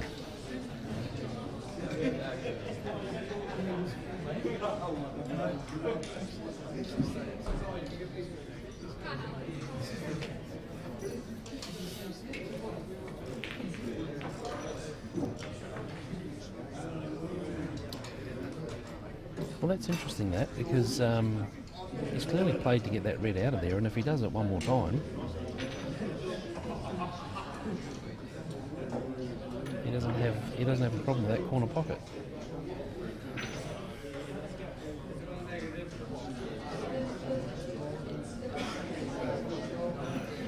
What if Adam flicks off the yellow on the rail north of the white, and just uses the white to push the red into the rail towards the yellow and red that are together? Yeah, trouble is I think that could leave Justin an angle to play that red and do what I was saying before and kick onto the yellow and drop his red in the middle. Oh wow, that's that hurts. Yeah, that hurts. It's not a complete disaster yet. No, it's not.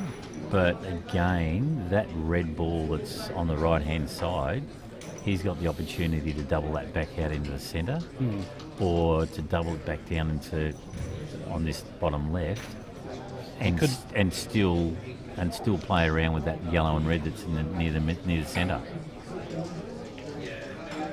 You could even play it off the yellow and down into the corner pocket. He's going to play this off the rail now and inside that yellow. Correct. So rail, yellow, and down into the corner. Yeah, and also then do what I said before, screw back into the yellow and drop the red into the middle.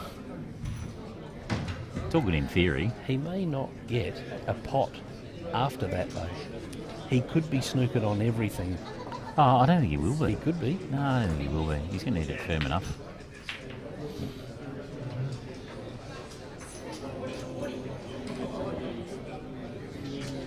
Holy dooly. The wife's come back with toasted sandwiches and chips and beer. Not my wife, but somebody's wife.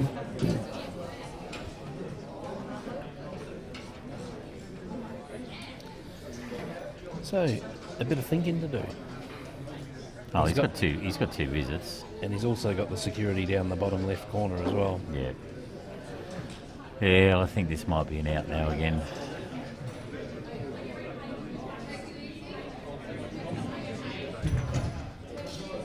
This could go to 3-1.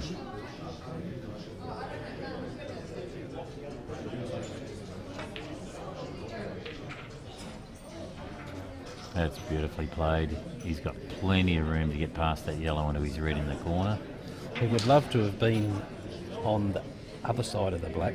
Would give him a nice screwing angle to get down to the last red. Oh, look, he's going to screw that back anyway, I think. He'll just screw it back over to the left-hand side of the table. Or take this one first. He might have to, because if he's not straight enough on on the centre pocket, the white's not going the right way. He's going to play bottom and side.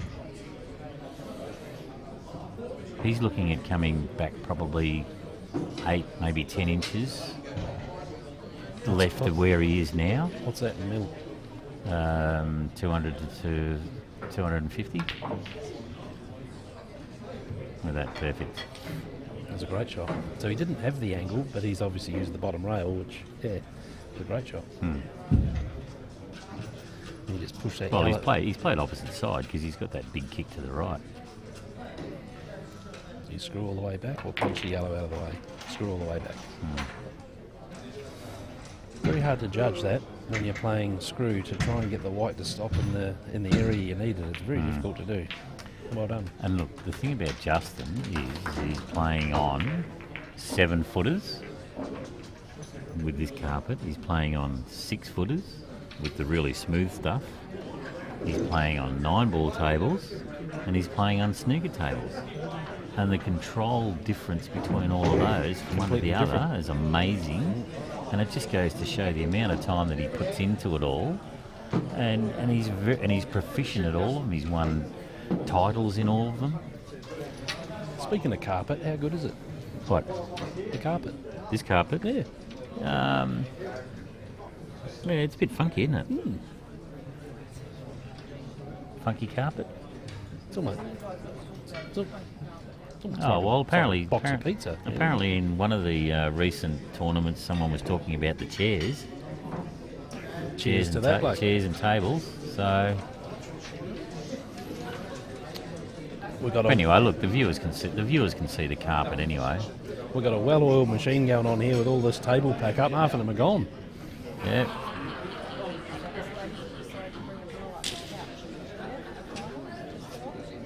Who is?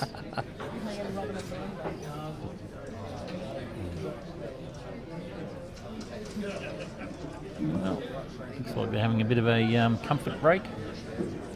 Probably not a bad idea. Just get up and stretch the legs. And I'll go and rescue my cue that's over there and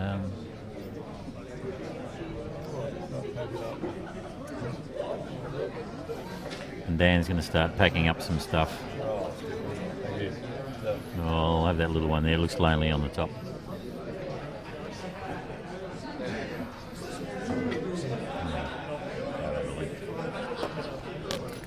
Can you get out?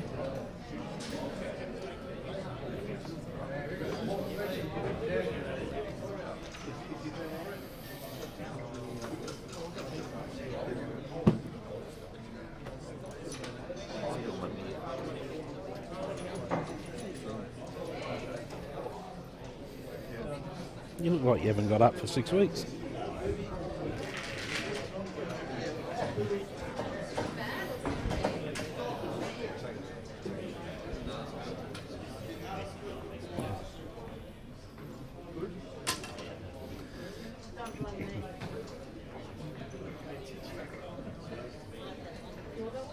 Right, we're back into it, guys. So 3-1 to Justin. Both players playing pretty good, actually. So let's hope Adam can bring the score back towards level to make it an even better match. Nice little yellow off the break and a red.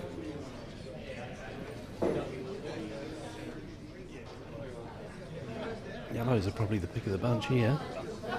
Tough to get one though.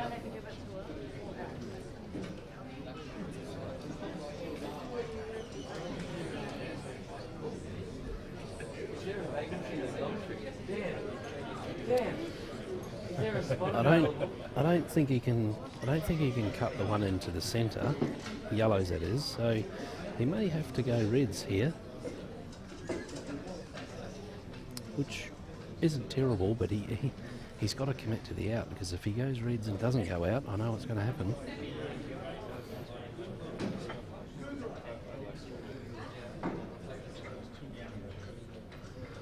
can't see a safety opportunity.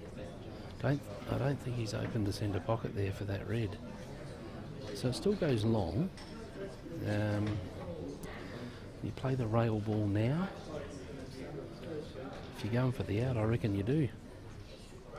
You got to play it at some point, and he's not going to get a better position on it than he is now.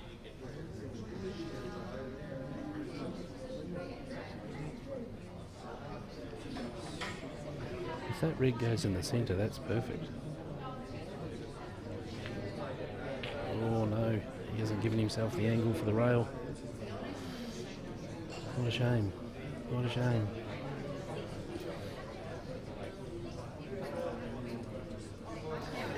Yeah, a little bit of frustration shown there.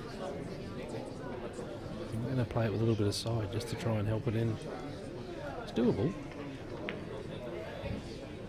Great shot. Brilliant shot.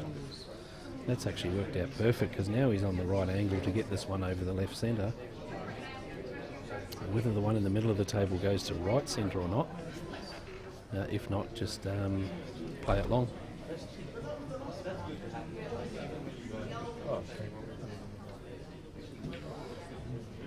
And he's got a nice little bit of angle here. If that red doesn't go to the centre, he can get the white away from the rail to play it long. I'm not sure whether the red goes centre or not, but either way, I think he's fine here.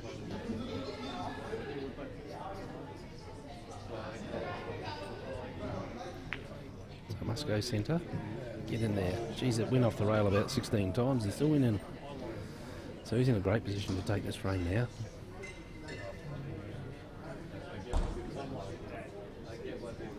Just got to miss that yellow. Perfect. Actually looked like it went easy then, didn't it?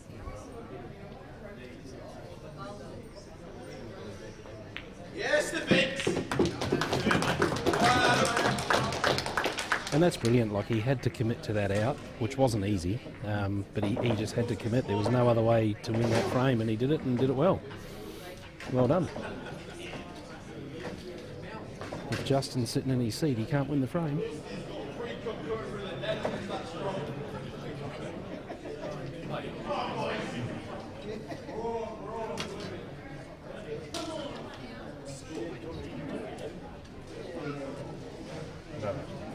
Oh, coming up. Oh, Andy. Andy. Yeah, jump in.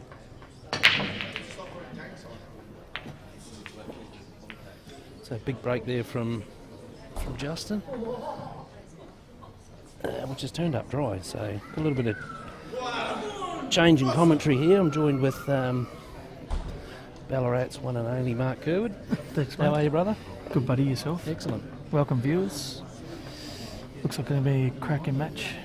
Yeah, it's been shaped up to be a brilliant match so far. So good to see that Adam committed to the out on the last frame to get the scores close to level. Yeah, it was a really good out by Adam. He's putting the pressure on, isn't he? He's, which is what he's got to do against someone like this.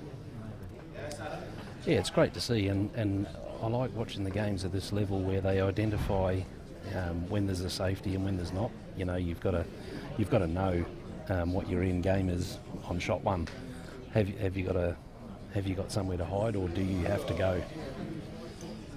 Yeah, look, And here on yellows, he's going to take the yellow down the bottom right. Viewers are right. No? Oh, they didn't think it even went there. It must have been close. he's backed himself into a corner a little bit. Maybe the one at the bottom on the right-hand side does go to the bottom right corner. If not, he's going to struggle to find a pot apart from a double. Yeah, it's a bit tricky. So It must be on. he's going for the centre. Yeah. Wow, didn't think that was on. Yeah, he's unfortunate now. He's got himself into a Chinese snooker situation. It's a money shot, this one. Yeah, definitely. If he gets this though, he can afford to roll it in. Just hamper queuing. Such a hard shot. Feel good when you get him.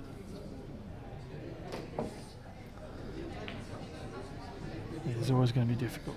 He has got himself a bit of cover there, which hopefully comes back to play for his sake. I think it's going to be interesting what Justin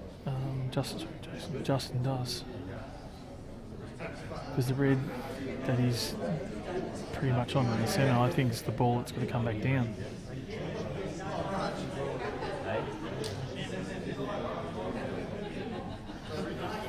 It's a great containing shot. Very much so. So he's not left a lot of options for Adam. So I think Adam needs to play the ball that's right above the yellow. He doesn't want to leave the white on the left-hand side of the red that's blocked.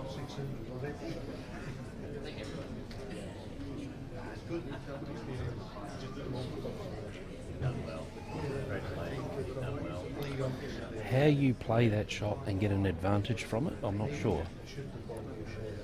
But you don't want a disadvantage from it. What would Mr. Kerwood do here? I'm just thinking, I reckon what he's looking at is to come off the red in the centre, like get one of the yellows out. So I actually don't mind this shot. That was a bit stiff. Yeah. Unfortunately, he's happened to him a couple of times this match, which is a real shame, to be honest. Well, good shot to Justin because he's left him in a really bad position. Yeah, and at least he's left the white on the correct side of the red that's closest to the white. Well, he's created the foul and now he's got an opportunity to go out.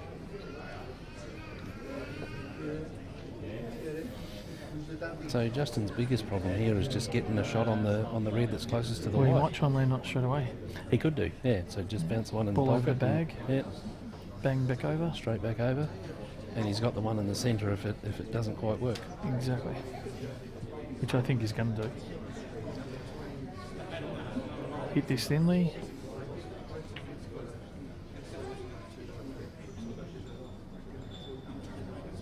I think with two you're still going to play it, aren't you? You've got to get that out of there. Yeah, it's interesting. Even if he doesn't pot it, leave himself on the centre I ball don't reckon next. he'll get it out first. I reckon he'll just land on black in the centre. Take this red in the centre, left centre, as the viewers say it. Just got a feeling he'll do that first, and then the top red on the top rail, we'll use that till last and come down that side. Which is what I thought he'd do. Yeah, so if he maintains his two, yep, that works well.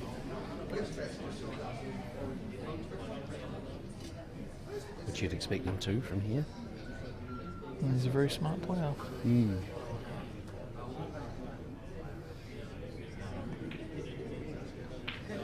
Well, so far we haven't seen a mistake from him. Maybe just slight positional, but he's very nothing clinical, really. isn't Oh, he? Like, unbelievable to watch. So does he just drop this in and use the other red? Use the natural angle on it. It's come off one or two rails, and he'll come off two.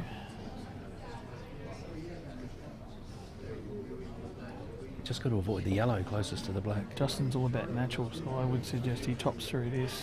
Yep, which is what he's doing. Natural angle on that rail, bang on the bottom one. And still with two. Yeah, and he'll just bump his out. He won't even try and... No, you wouldn't want to try and pot it now. Keep the white down here and massage it from there. Which is what he does.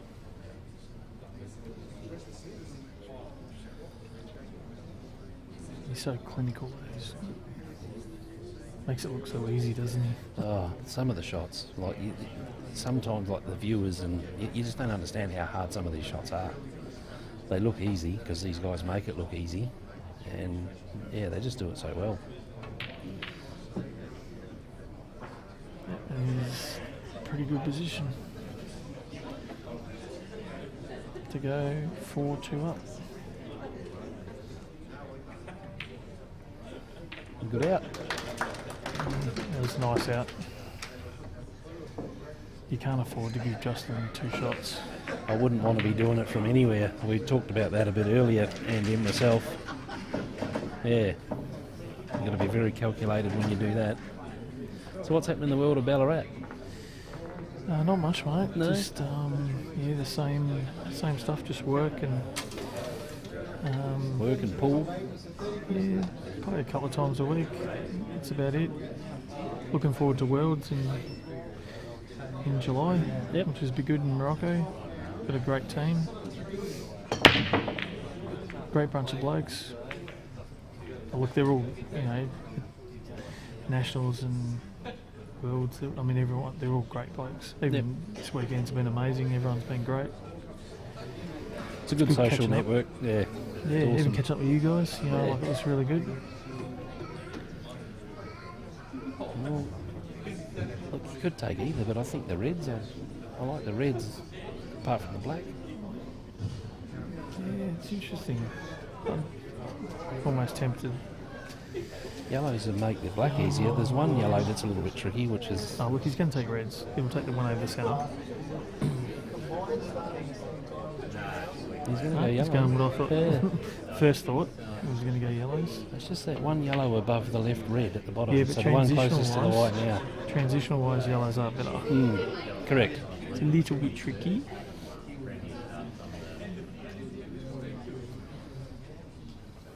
Does that yellow pass to the bottom right corner? The one he's looking at, the one that's closest to the white Actually, you now. know what? On the screen, it actually looks like it doesn't go, but But yeah, I think it does. Well, I can see why he went yellows. yep. That's a really good shot. Or a good positional shot. Still got a lot of work done.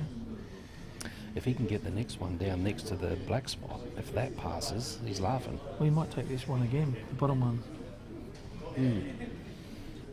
Is it on? It's hard to see. I reckon it's on. The one closest to the white now, yeah. If Yeah. that goes now, he's laughing. Yep. Well, that must go. It's a bit deceiving on the It screen, is, isn't it? very. Yeah. Oh, okay, Yeah, maybe I it thought wasn't. it was a bit tricky. Still, alright. he's got a little bit of cover. Now this is interesting. Justin be looking at maybe Taking the pocket. red. No, taking the red over this side first, and then working out where you can put the white in the worst spot possible. I don't think he'd take the red over the bag straight away. I think take another ball and work out a way where you can pot it over and leave the white right up the top or something. Unless he's got the angle now, which he kind of almost has. He kind of has. If he plays a little bit of side on it, he could get give the two and But like send I the said, white up the other this way. is what I do, and he's looking at putting the... And he might even kick this red off the other yellow. Leave the white right on the bottom. Yep. He might. No. So now the triangle, so the yellow that's closest to the black spot, does it go long? The which one? The yellow that's closest to the black spot, does Yeah. it go long? No. No? But the plant's on. See, on the screen there's a big gap, but on the table... It does go, does it? Does it? So if he played that now, Oh, you might be right. I thought it was a bit thin. I don't know if it does it? Dan's saying it does.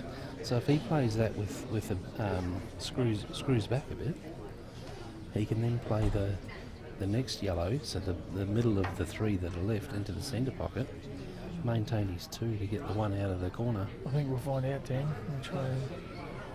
He's having a go. Yeah, he's going for Dan's shot up the top. I reckon it's a lot tighter than it looks.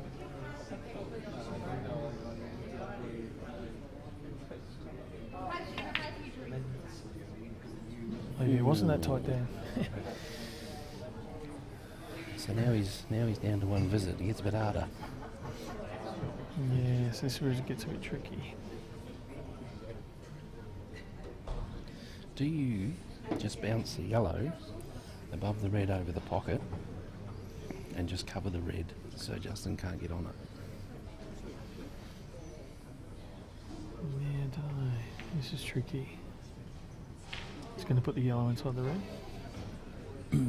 Just sit on it. Is that what you said? No, what I was saying was the yellow that's above the red on the pocket, just bounce it right onto the red so that Justin can't get a shot on that red and leave the white on the rail. You're not going to give him two, but he can't pot that red. Yeah, it's tricky. See, the black's safe too. So look, at the end of the day, it's a little bit tricky. I thought he might, the yellow next to the black, I thought he might have just tried to crowd it down. Yeah, there is a gap there, isn't there? Yeah, there's a slight gap. Yeah. Yeah, really tricky. So Justin might have a free shot here. Well, yeah, so... Just smash into the yellow and the Trying red. to- And pop exactly. the one in the centre. Yeah, trying He's to got figure the out a angle. way. But that's right, because he's got the centre balls to work with. What's If he it doesn't doing work, here? he's doing a double, is he? Yep. He's just been patient. Look, that's a really smart shot. Justin's got the lead. Adam's got the pressure. Mm-hmm. And Justin says, oh, look, I'm going to wait. See, I still think that from here, Adam's got to get that yellow closer to the red over the pocket. Yep. I think that's his only way out. Just force that 2 visits from Justin later in the frame. Yeah. He's just got to get closer to it to do it. Like, you can't do it from there. Not reliably, anyway. I reckon he's just going to roll this yellow. Look, I thought he might have done the shot before. Roll it down. I think that's now exactly right. Just That's what he's got to sit do. it anywhere in traffic. Get it in that gap. Yep.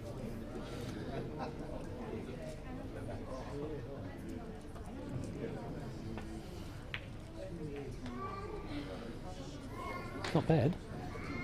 Yeah, it's not the worst shot in the It's world. not bad. Does this red go under the yellow? I reckon it might, you know. On screen, it doesn't look like it will. But he's only got to get under it enough to create the Yeah, shot leave next the time. white right yeah. up the top. Yeah. Get under it. I can't see him smacking them all out, so I think the only shot... He could even. I'm not saying he'd play for it, but it might work out that if he played that, the yellow could hit the next yellow and pop the red.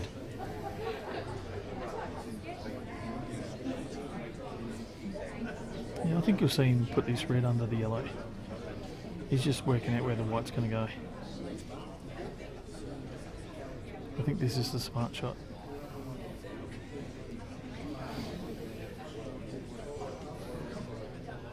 I think he's just looking at red, but the white.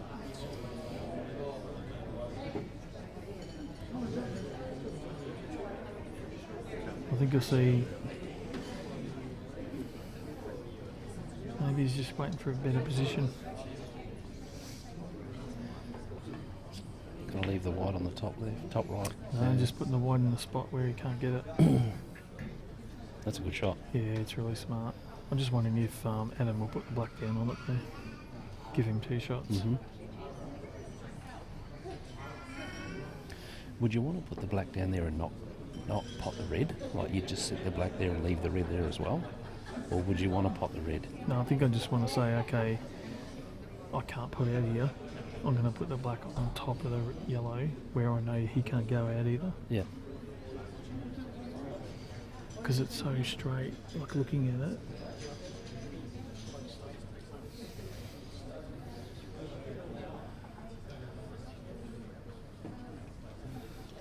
That's what I said.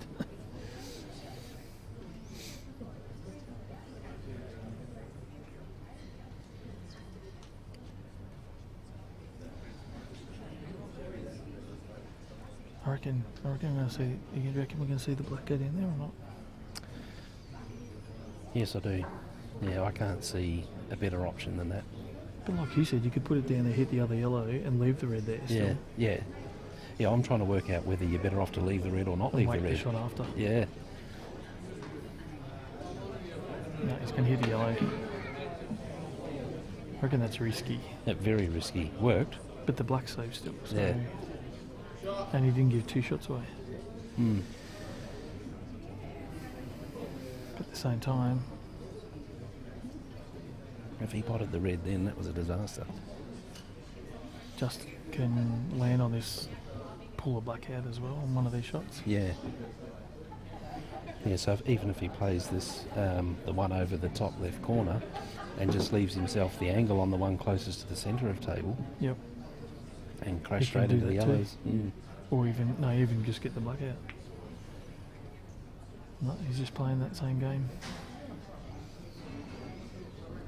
I'm just wondering if we see this black go down here. Like, from the shot before, I thought. Well, he hasn't got the shot he had before, so now it's looking more like the only option.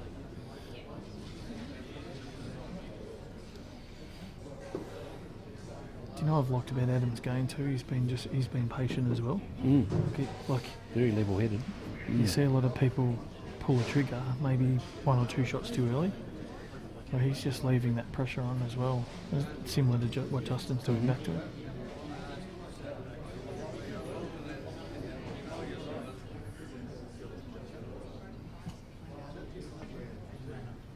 He's going for the yellow. Oh, I don't know if I like that. Oh, maybe this yellow goes underneath it. Can he get the red though? Can Justin get the red? Yeah, well, I don't know if he's going to try though, is he? Oh, God, that's so tight. But the thing I don't like about it now, he's not covering the black. Yeah, that's right. If Justin can get that red over the pocket, Yeah. it's game over. Or if he can hit it, Yeah. he might pull the trigger too.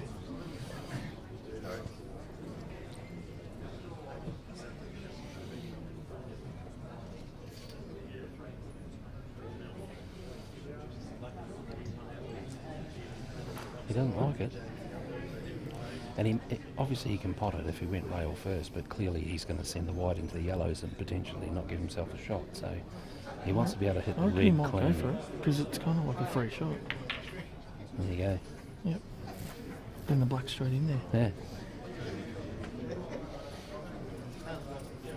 I think this is all over. Oh, I think so.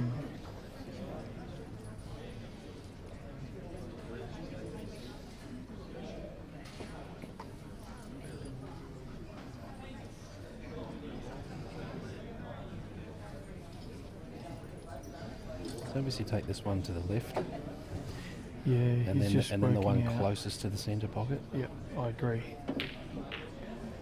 He's going for the plant. Plant's on alright. Yeah. I don't know if I would have done that, I just probably would have rolled Yeah. through it. Not that it really matters. Probably in here. Yeah, that's right. So you take the centre one now? I don't think it really matters. I reckon he will. Yeah, but because it's nice natural to get on yeah, the black get on the after black. that. Yep.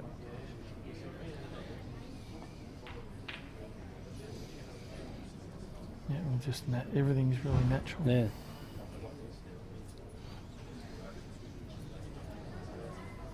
And the black is pretty much unmissable.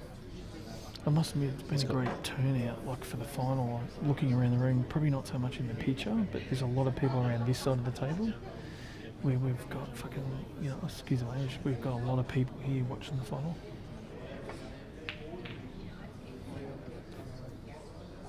There's two little helpers here to get the black in.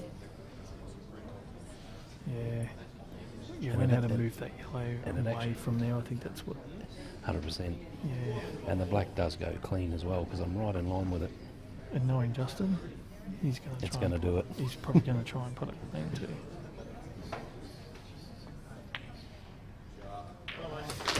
And well done, Justin. The 2023 Albury Open winner, Justin Savage.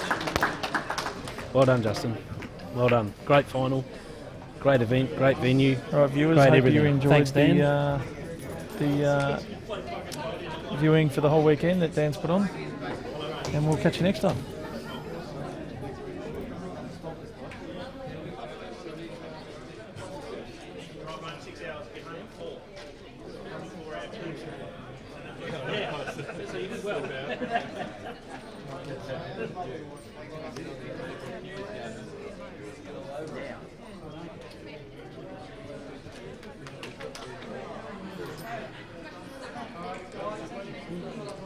Alright guys, thanks everyone for staying around. Good to see so many people playing in the comp. Good stand in the pool. We'll do the Calcutta. So we've got fourth in the Calcutta, we brought Gavin Roberts. Adam Blooming,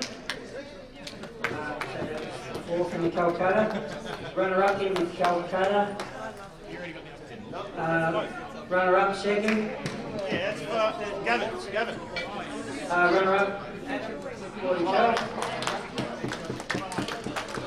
And winner in the Calcutta, pretty sure it's Greg Comport, wasn't it? Looks like it was Greg. Alright, thanks, well done. Alright. Look, just while we're getting ready to announce the winner and runner-up, I want to thank all the helpers for the weekend, the Commercial Club bar staff, Commercial Club for increasing the sponsorship, all the people that helped out behind the scenes, so thanks everyone for all your help. The standard of players have come from all over the place this year. It's good to see probably 50 or 60 new faces, so thanks to everyone. Good to see Remo back as well, and some other people, so thanks heaps.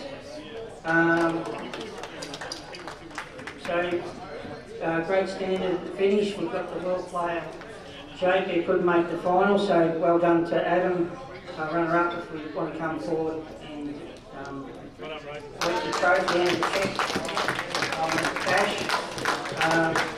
There you go, we'll look into the thing. I'll let you say a couple of words. Happy to get through the 8. Thanks everyone for sticking around to watch the final. A little bit scrappy my own way, and Justin obviously capitalised for his areas. World class player, well done. He's won a lot of these things, and I think we're very tough to beat, so well done. To my supporters, to my fiancée Chloe, she got a little bit emotional. It's been pretty tough going to a lot of these and making the 8. I think I've made more 8s than anyone in Australia. It's not a record you want to have. Every tournament, everyone's saying you're going to make the 8, you're going to lose again, and I was just happy to make the 7. That's all my goal was this year. Chloe knew that. So yeah. Well done. Thanks to the Thompsons as well. Obviously Paul Vic for running everything. Great tournament. I've played this tournament since I was 10 or 11, so it's just awesome coming up here. So thanks again.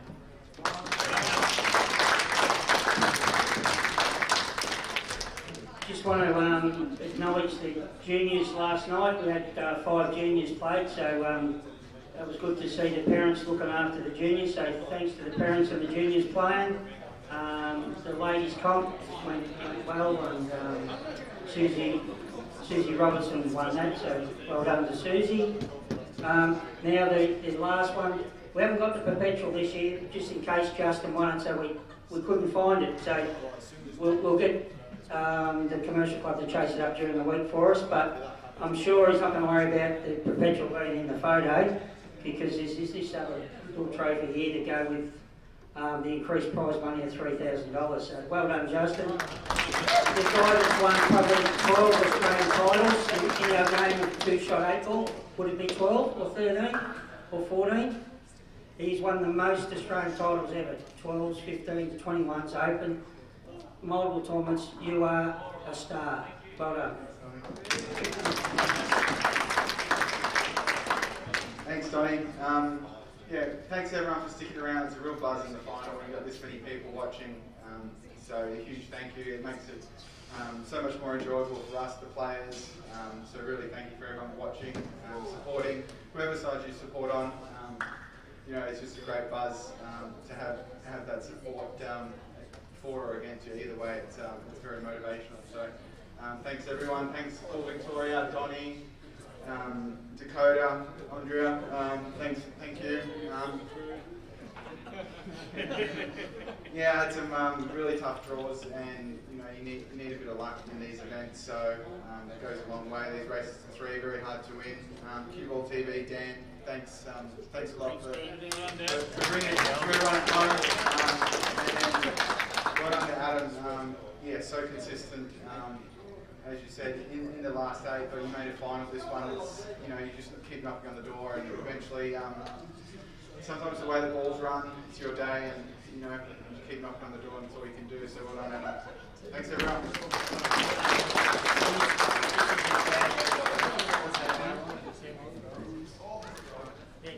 Can we get Adam? Yeah, we'll put this on the website, guys. Not nice. Well done. Guys. No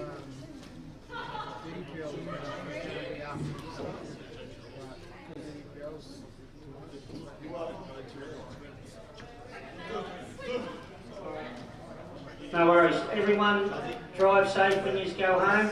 Hope to see you at many more 8-ball events. And it's great to see people enjoy themselves, have a bit of fun, and be safe, friendly. So thanks everyone. Drive safe home.